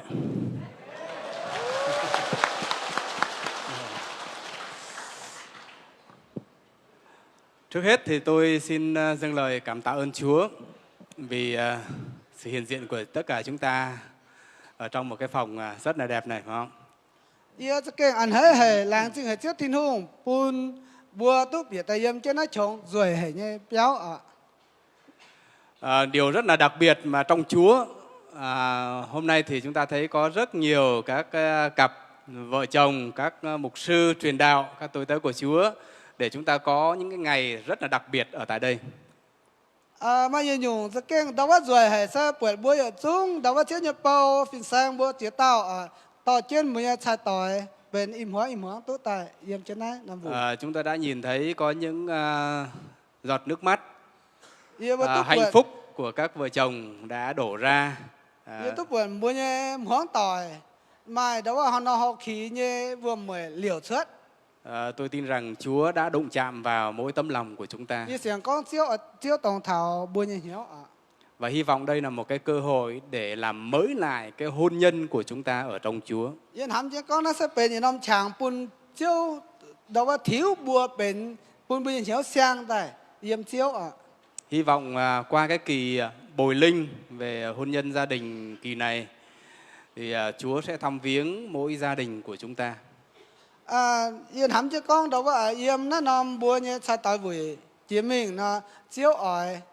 xào bùa yếm nhỉ thành bùa ạ. Chúa sẽ làm mới lại trong cái mối quan hệ giữa vợ chồng trong gia đình của chúng ta. Chiếu ỏi thiếu bùa món tỏi chiêu thông như cháu bên sang như tại. Chúng ta biết rằng muốn hội thánh của Chúa được mạnh, được phát triển thì trước hết gia đình của chúng ta phải mạnh. Bùa ỏi bùa như chiêu băng hai hến hai mai chá đàng bùa như món tỏi ở chủ mai chá mà họ phim tông ấy hến ta đàng.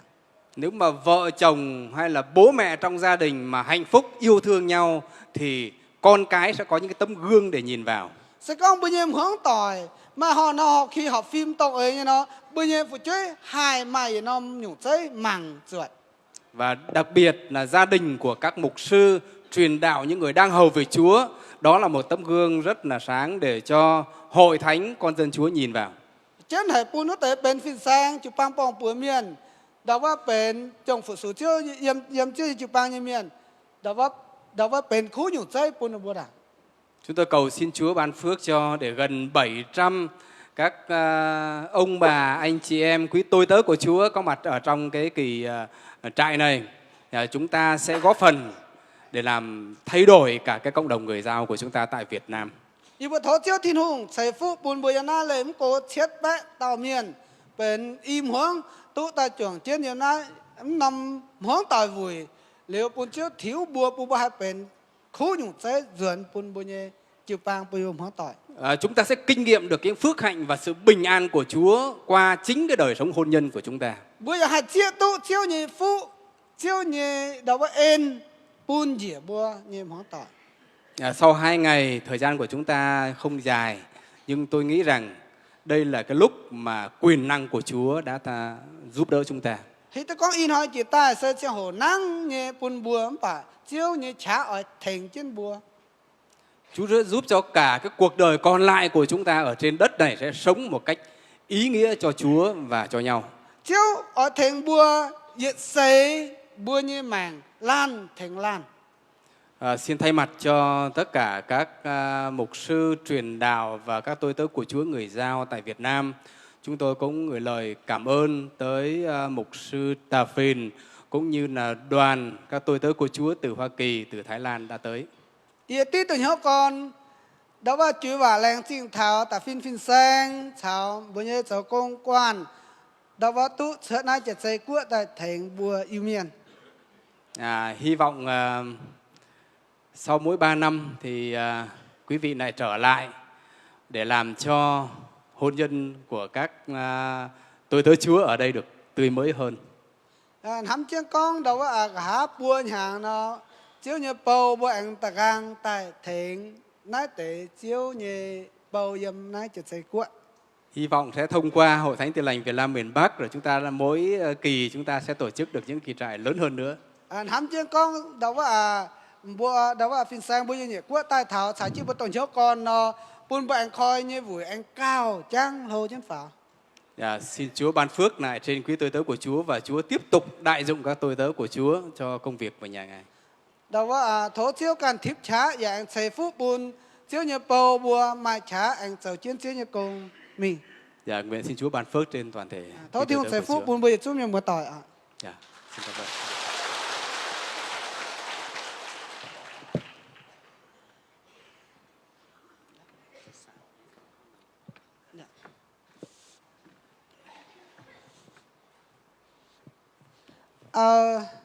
Đến đây thì xin mời mục sư Sản lên đây có lời tri ân với anh chị em.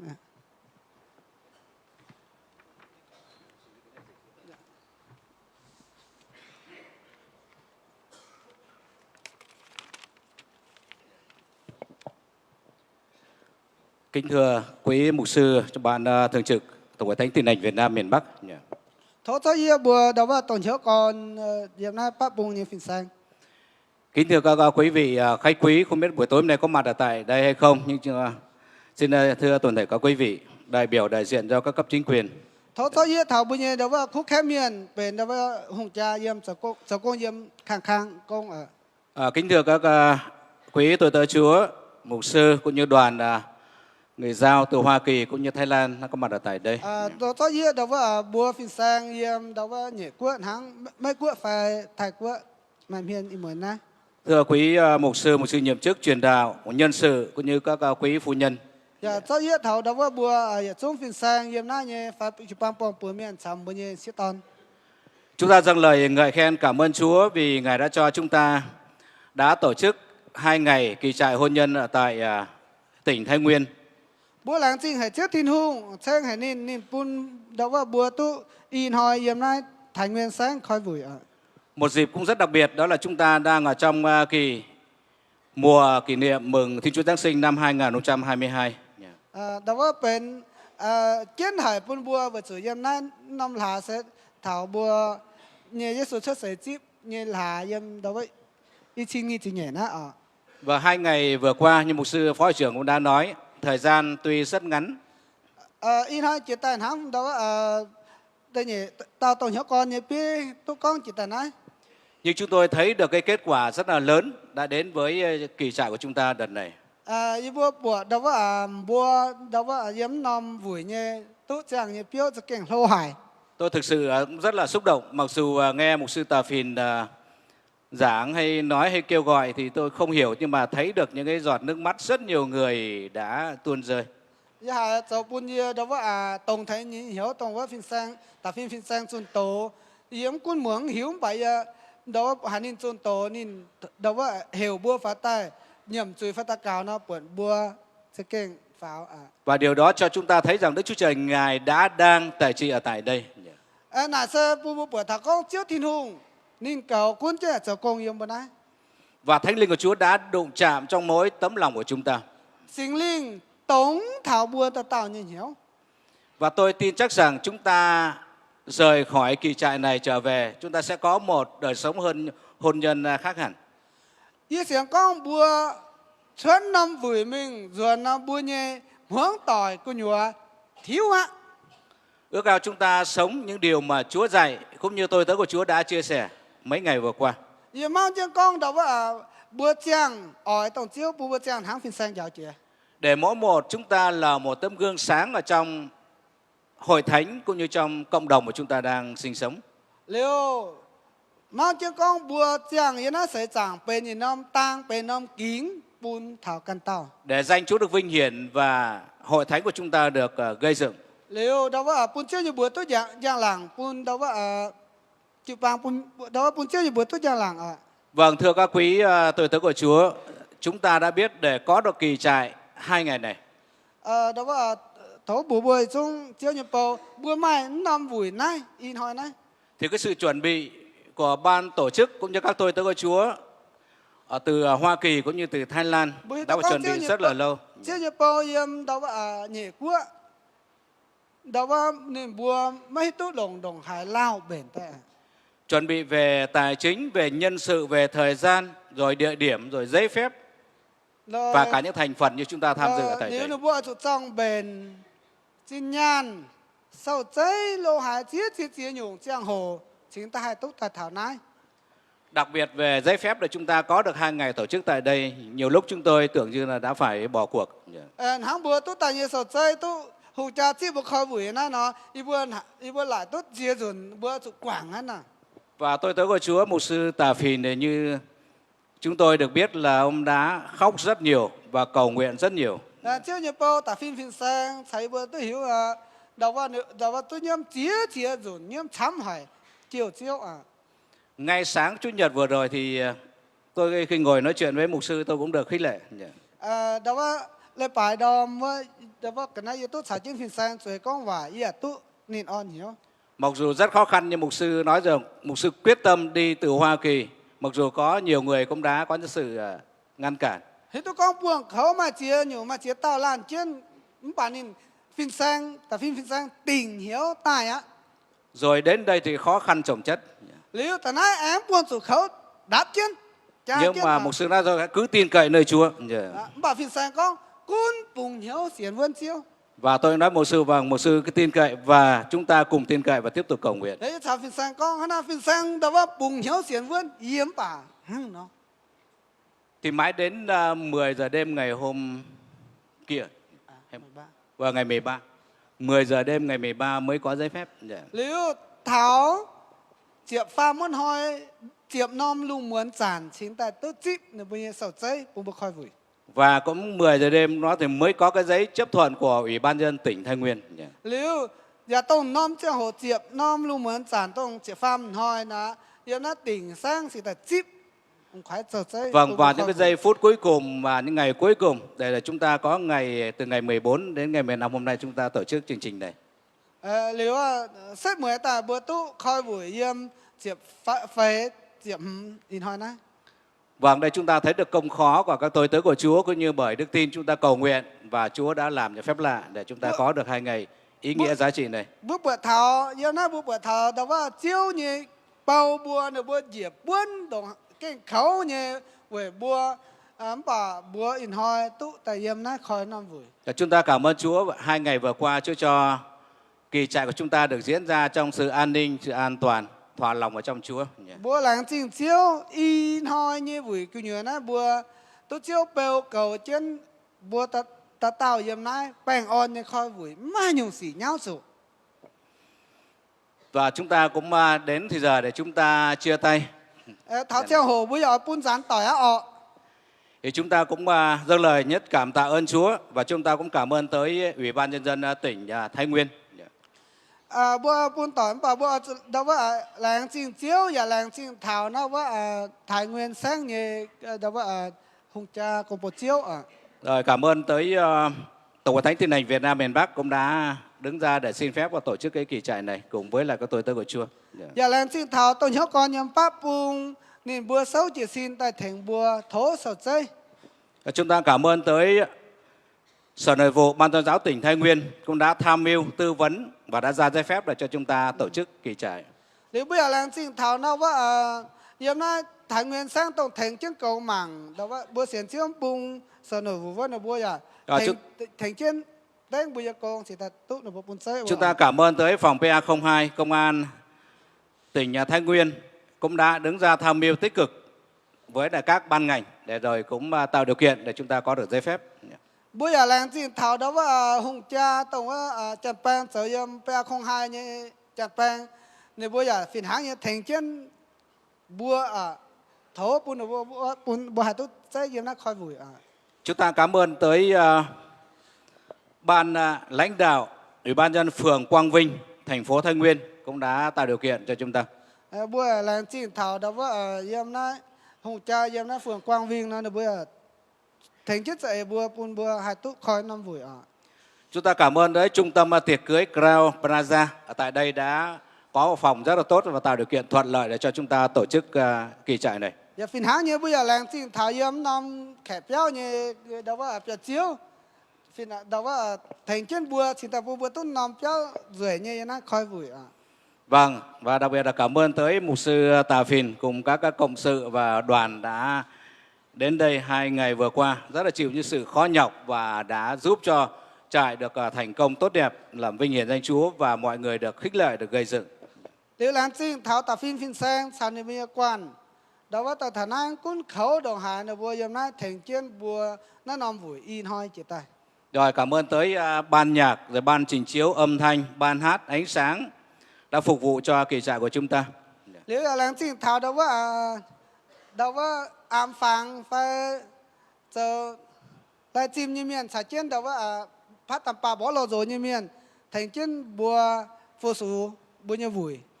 Và cũng cảm ơn tới quý mục sư nhiệm chức truyền đạo và các nhân sự cùng các quý cô phu nhân đã cùng đến đây để chúng ta có một kỳ trại thật tuyệt vời như thế này. Giờ làng chỉ thằng bùa trong phiên sang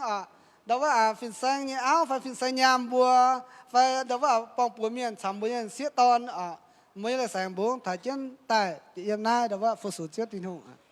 Cầu xin Chúa ban phước trên hết thảy mỗi một chúng ta. Thấu tin hùng sẽ phúc buồn bùa trong tao miền. Chúng ta tiếp tục trở về để chúng ta hầu về Chúa, thờ phượng Chúa, đặc biệt trong mùa Giáng sinh này để đem nhiều linh hồn để quay trở lại với Chúa.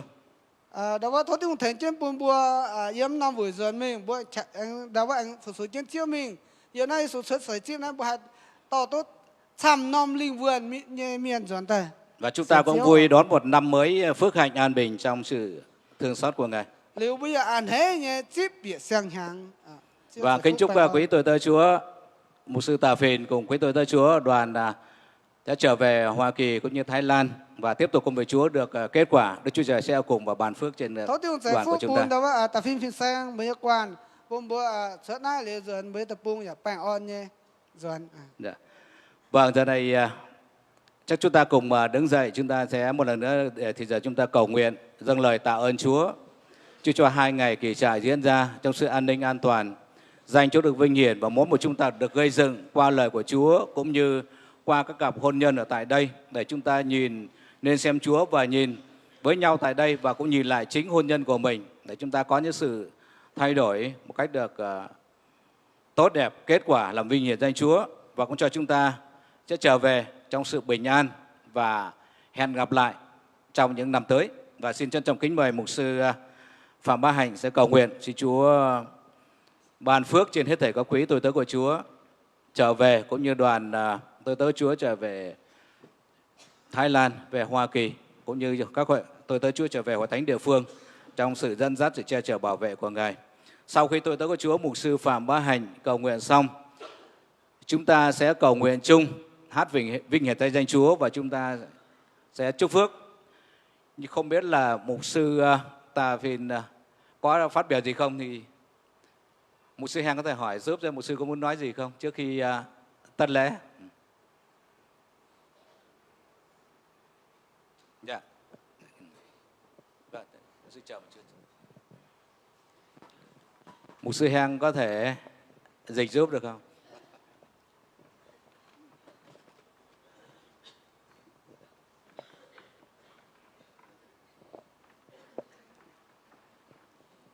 Tự nhiên bùa oi làng chiên hải bùa nhẹ chiếu thiên hùng về nhìn thăm bùa yêu miền nói phiến trước tiên muốn cảm ơn Đức Chúa Trời đã yêu dân tộc người Dao của chúng tôi. Bua yêu miên nhớ tổ trông xuất xế tài, yên liu chỗ chuối nhiên nâu, chỗ miên nhiên nâu. Người Dao khi sinh ra là làm nô lệ cho tội lỗi và Satan ma quỷ. Ý chẳng thiên hùng bùng gọi bua, mấy chế chỗ miên nhiên nâu, mấy chế chỗ sa tán nhiên nâu, phải bên thiên hùng như bầu. Vì Chúa mà người Dao được tự do đến với Ngài. Thế nhì, lệnh chinh hay nai phiên xanh mạc, phiên xanh sán bùa nhê quan, thang bùa hoài bùa chía tàu, chuốt chá, chuốt chạy ế, kênh quảng giang hồ chám hay, thèn chiên bùa, niềm bùa chó, niềm bùa nhê, con chàng tài, tòng chiên bùa, tỉnh chiên bùa, thèn bùa chỗ sâu con, chính ta hay chỗ tốt chẳng. Thứ hai là cảm ơn đến Tổng hội Thánh Tin Lành Việt Nam miền Bắc cũng như các mục sư trong đoàn Tổng hội đã tạo mọi điều kiện và dành rất nhiều thời gian cũng để giúp đỡ chúng tôi để mới có cái kỳ trải này. Chỗ buôn như bùa công biên hay, muốn hiếu hay. Làm cho chúng tôi rất là đau lòng. Tu thiên hùng hình hám yếm nên bùa nhê con chàng buôn cháo bùa yêu miên sáng to nên bùa nhê mèn tao sáng to nên bùa nhê con chàng như bùa mình tí bùa mình tòng trên bùa trống để sầu chế buôn bùa hay tu tài này chỗ buôn như bùa công miên hay hiếu muôn hay. Vì Tổng hội đã hy sinh rất cả thời gian cũng như là công việc của giáo hội để đứng ra bảo lãnh làm giấy tờ cho người Dao chúng tôi mới có kỳ trải này, làm cho chúng tôi rất là đau lòng và vui mừng. Cảm động, rất là cảm động.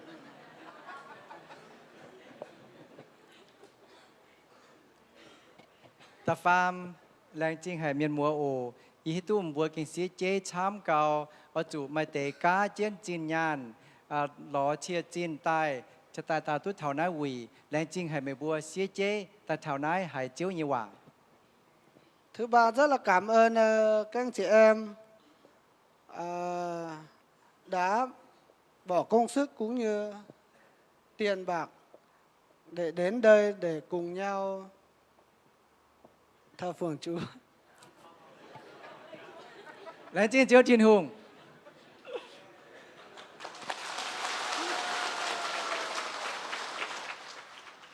Sau khi mục sư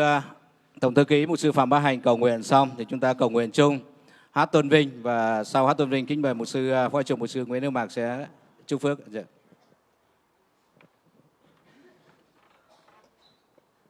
Vâng, chúng ta đến với Chúa trong sự cầu nguyện. Lạy Chúa là Đức Chúa Trời, Cha nhân từ của chúng con. Chúa ơi, chúng con cảm ơn Ngài vì Ngài biết tất cả những ước ao, những suy nghĩ của từng gia đình, từng đời sống của mỗi chúng con. Và đúng thời điểm,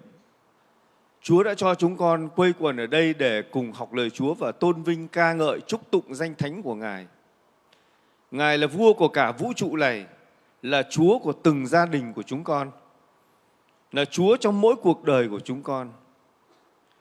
Chúng cảm ơn Chúa đã dùng các tôi tớ Chúa để giao giảng, để chia sẻ lời của Ngài trong 2 ngày qua. Cha, chúng con biết rằng rất nhiều điều chúng con cần phải học hỏi, cần phải thực hành để hôn nhân gia đình của chúng con trở lên những gia đình phước hạnh, những gia đình sống đầy lăng quyền của Chúa, những gia đình là ống dẫn phước của Chúa đến nhiều những người khác trên đất nước của chúng con. Chúng con cảm ơn Chúa vì lời Ngài đã đến với từng đời sống anh chị em chúng con và từng gia đình của chúng con tin được rằng bởi Thánh Linh quyền năng của Ngài sẽ giúp đỡ chúng con trong những ngày tới để chúng con có một đời sống đắc thắng hơn nữa. Từng gia đình chúng con sẽ bày tỏ sự vinh hiển của Đức Chúa Trời hơn nữa. Chúa xin Chúa tiếp tục làm mới lại hôn nhân gia đình của mỗi chúng con, để những người vợ, những người chồng yêu thương nhau đúng như là lời của Chúa, yêu thương bằng tình yêu của Ngài, bằng tình yêu mặc dầu, để để cho đời sống của từng gia đình chúng con bước đi theo Chúa một cách vững vàng và vượt qua mọi nghịch cảnh, mọi thách thức trong đời sống. Xin Chúa giúp đỡ chúng con cũng biết nuôi dạy con em của mình sống theo lời của Đức Chúa Trời. Chúa ơi, xin Chúa thêm ơn chúng con để những gì chúng con học trong những ngày qua, chúng con sẽ áp dụng vào trong đời sống của từng gia đình chúng con, trong chức vụ của chúng con, trong chức vụ là người cha, người mẹ, chức vụ những người hầu việc Chúa và là một tấm gương trong hội thánh của Đức Chúa Trời. Lạy Chúa, chúng con biết rằng sức của chúng con giới hạn, sự khôn ngoan chúng con giới hạn.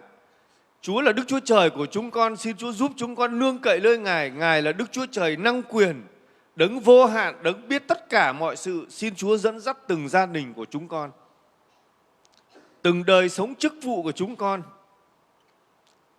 để những ngày tới đây, gia đình chúng con là gia đình hạnh phúc. Hội thánh của Chúa là một hội thánh đầy phước hạnh, hội thánh đầy năng quyền để giải cứu những con người còn sống trong tối tăm và đem họ đến ánh sáng của Chúa.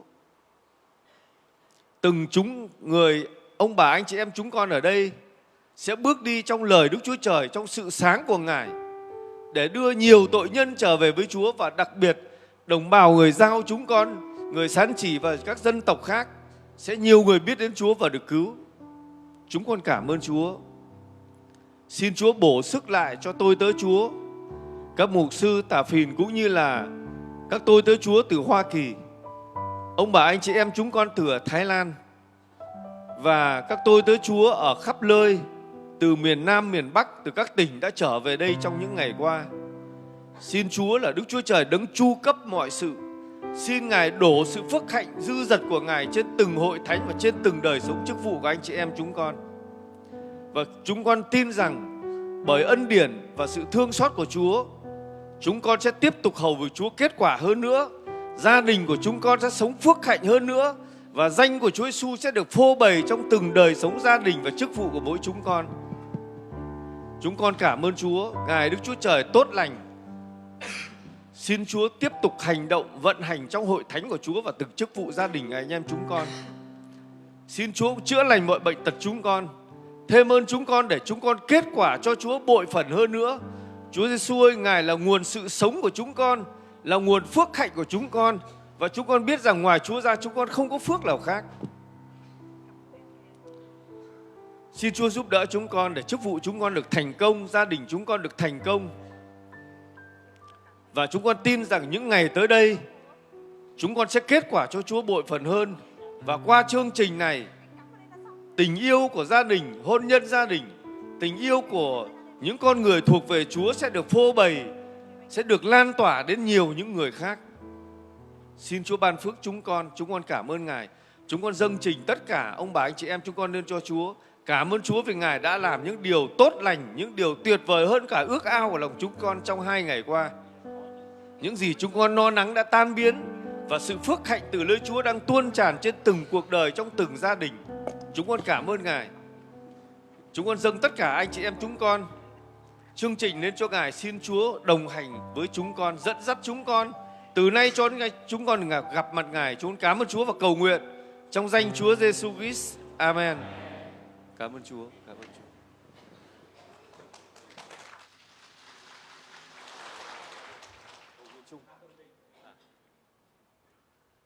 Xin mời chúng ta cầu nguyện chung. Xin mời chúng ta cùng cầu nguyện chung. Chúng ta bắt đầu cầu nguyện. Lạy Cha chúng con ở trên trời, danh Cha được tôn thánh, nước Cha được đến, ý Cha được lên, ở đất như trời. Hôm nay xin cho chúng con đồ ăn đủ ngày. Xin Cha tha tội chúng con, như chúng con tha kẻ phạm tội nghịch cùng chúng con. Xin chớ để chúng con bị cám dỗ, song cứu chúng con khỏi điều ác. Vì nước, quyền, vinh hiển đều thuộc về Cha đời đời vô cùng. Amen. Chúng ta hát tôn vinh chân thần. Tôn vinh chân thần nguồn ơn vô đối, dưới đất chúng dân đều hát kinh khen.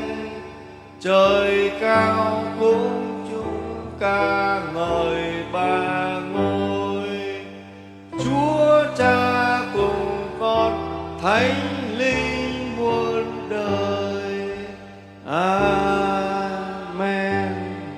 xin mời mục sư Nguyễn Hữu Mạc chúc phước.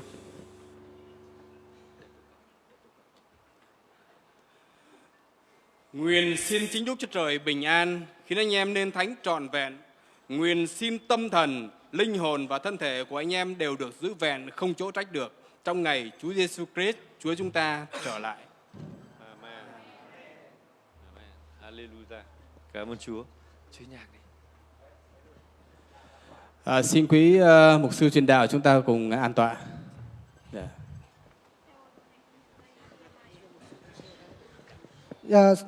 Tôi xin mời mục sư hội trưởng Bùi Văn Sản lên và mục sư tổng thủ quý Phạm Bá Hạnh và mục sư tổng thư ký và mục sư Triệu Phúc Tiến tổng thư ký lên. Dạ. Nếu thấu tạp phim sang đâu á, sẽ trên pháo ạ.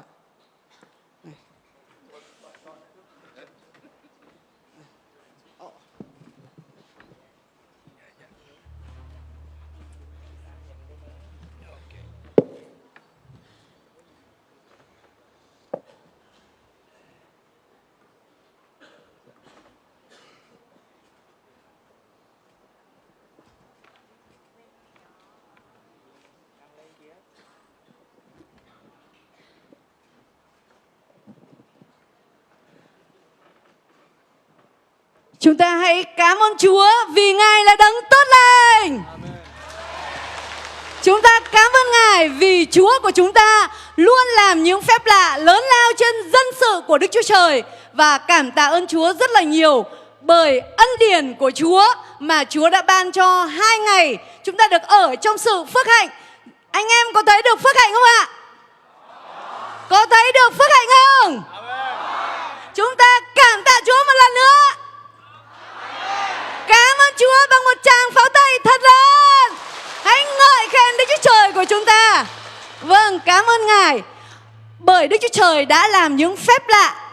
Và tại nơi đây Chúa đã làm trên từng gia đình ông bà anh chị em. Và tôi tin chắc rằng sau những kỳ trại này, anh chị em được trở lên yêu mến Đức Chúa Trời, yêu mến người chồng, yêu mến người vợ. Và thông qua đời sống của anh chị em, ánh sáng của Chúa Giêsu sẽ được chiếu sáng ra khắp mọi nơi. Và thay mặt cho toàn thể con dân của Chúa ở tại Hội Thánh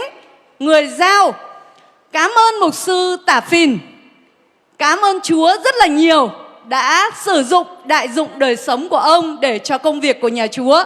Và cảm ơn các mục sư đã không quản ngại những sự khó khăn để giúp đỡ kỳ trại ngày hôm nay. Và đây là một món quà tri ân rất là nhỏ đối với các tôi tớ của Chúa. Chúng ta cũng tiếp tục cầu nguyện cho mục sư hội trưởng, mục sư phó hội trưởng và mục sư tổng thư ký, mục sư thủ quỹ cùng mục sư Tả Phìn mỗi một ngày được kết quả trong ân điển của Đức Chúa Trời để làm những công việc mà Đức Chúa Trời đã giao phó.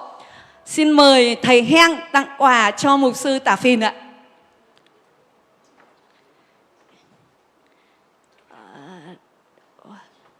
Đây.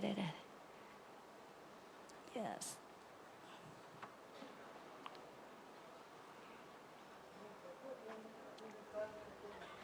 Ba cái này. Ba cái này là mục sư Mạc với cả mục sư Sản trước. Mục sư Sản trước.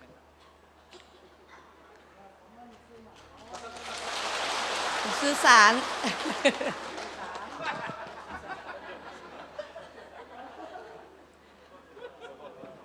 Đây.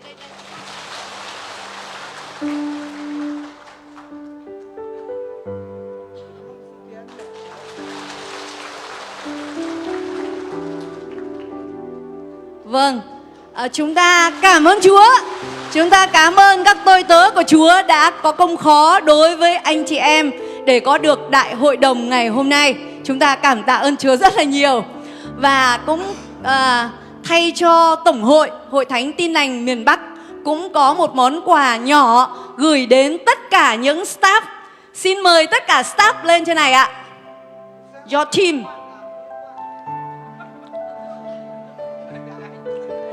We invite all the staff come in here.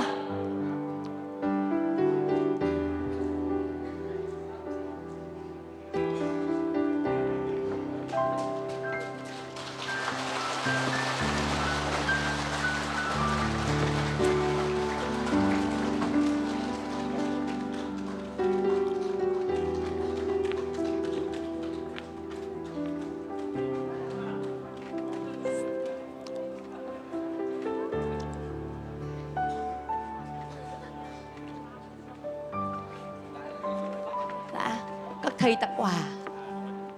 Yes, chắc là thầy để đây. Đây.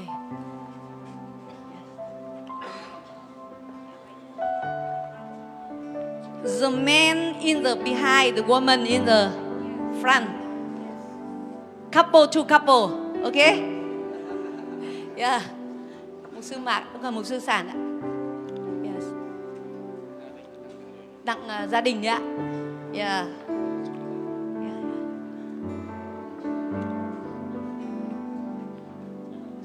Mục sư Hạnh cả Tiến. Mục sư Hạnh, mục sư Hạnh.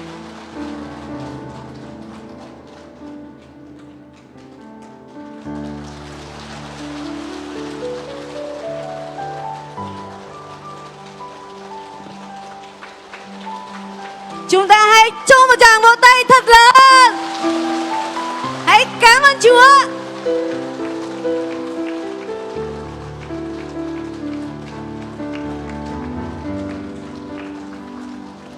Yes. Xin mời mục sư Heng ạ.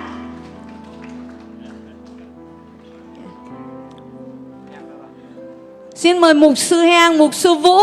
và mục sư Bay ạ.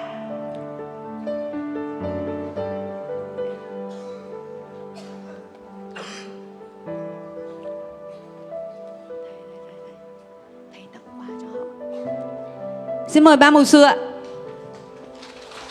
Xin mời mục sư Báo luôn ạ.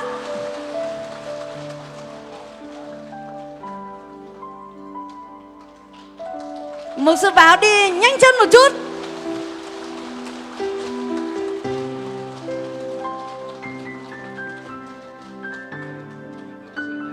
Vâng.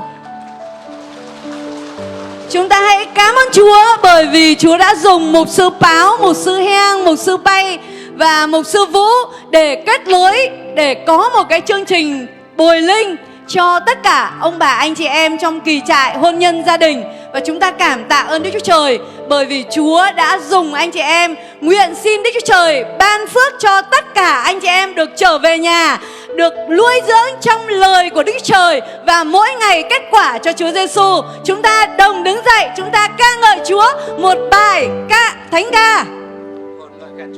Yes. Trong cha. Trong cha. Yes. Trong cha là sự sống con.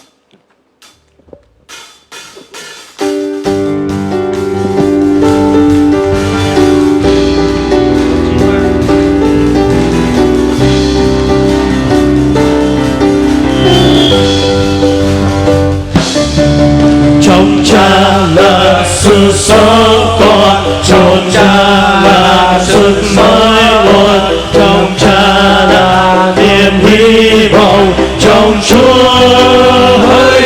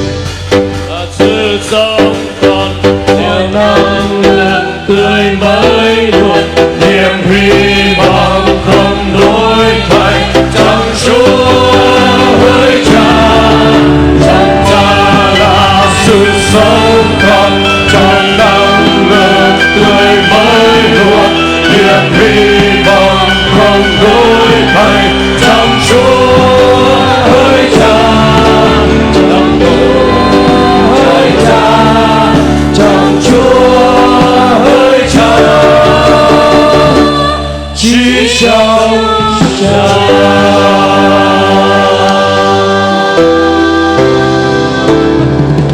Tuyệt vời, dâng lời ngợi khen cảm ơn Chúa rất nhiều. Xin Chúa ban phước trên hết thảy của chúng ta.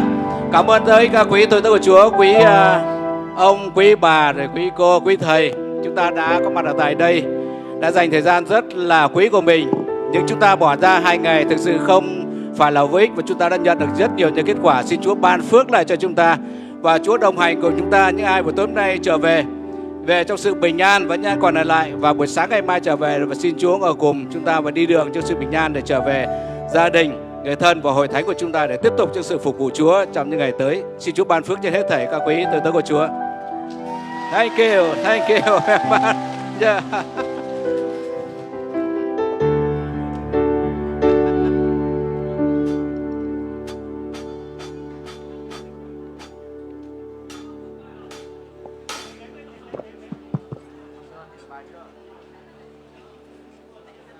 Không cần thuộc, không cần phải hát.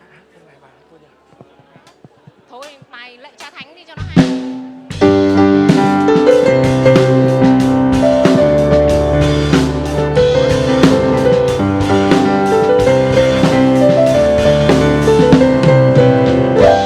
Lạy Cha Thánh con xin dâng lên lời ca chúc con. Xin ông thầy phu nhớ bữa lái xì bữa tây ô, tôi mình buồn tu mạng nhớ bị miền tiền thai bữa tây thôi dùng thầy phu ô. Này chính xác mình buồn tu biệt tài ở yếm con mạng thảo tuổi ở lẹ thôi dùng thầy phu ô yếm bị miền tiền thai yếm bùa tu mạng tu chim chết yếm sai tối bùi ở giang buôn hoang tỏi yếm hay buôn nhẹ bằng kên thôi dùng thầy phu buôn nhẹ chú ô bèn ngon nhẹ ở thôi dùng thầy phu của ô quỳ yếm nái chân thầy phu chàng nhờ họ điều buôn mà mặn mình thảo hóa trái tề quay mà mặn ở hành chim chết bùi mình ô thì dùng thầy phu ô. Lạy Cha Thánh con xin dâng lên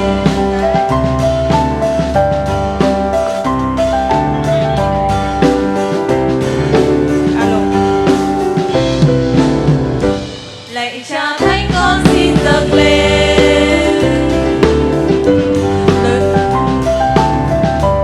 lời ca chúc con.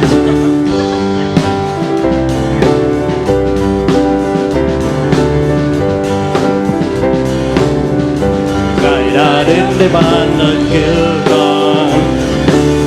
Chúa đã đánh thế gian tìm con, thế gian đưa con nơi cây gỗ. Chúa đã chịu thay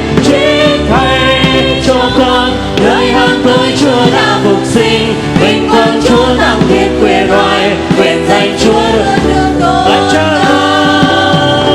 ơi, Lạy Cha Thánh con xin dâng lên, con xin dâng lên chúng tôn Cha nơi rất cao, nơi rất cao. Vui sướng Chúa ở trong con, ở trong con. Ngài đã đến để ban ơn cứu con. Ơn cứu con. Chúa đã đến để đang tìm con, thế gian yêu con. Nơi cây gỗ Chúa đã chịu thay cho con. Nơi hang tối Chúa đã phục sinh vinh quang. Chúa thăng thiên quê loài quyền danh Chúa luôn được tôn cao.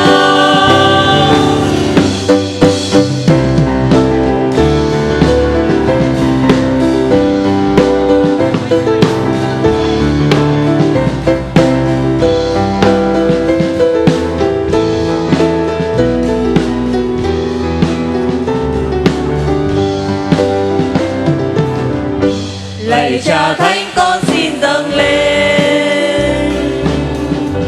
lời ca chúc hết bài này luôn. nơi rất cao. Vui sướng Chúa ở trong con. Ngài đã đến để ban ơn cứu con.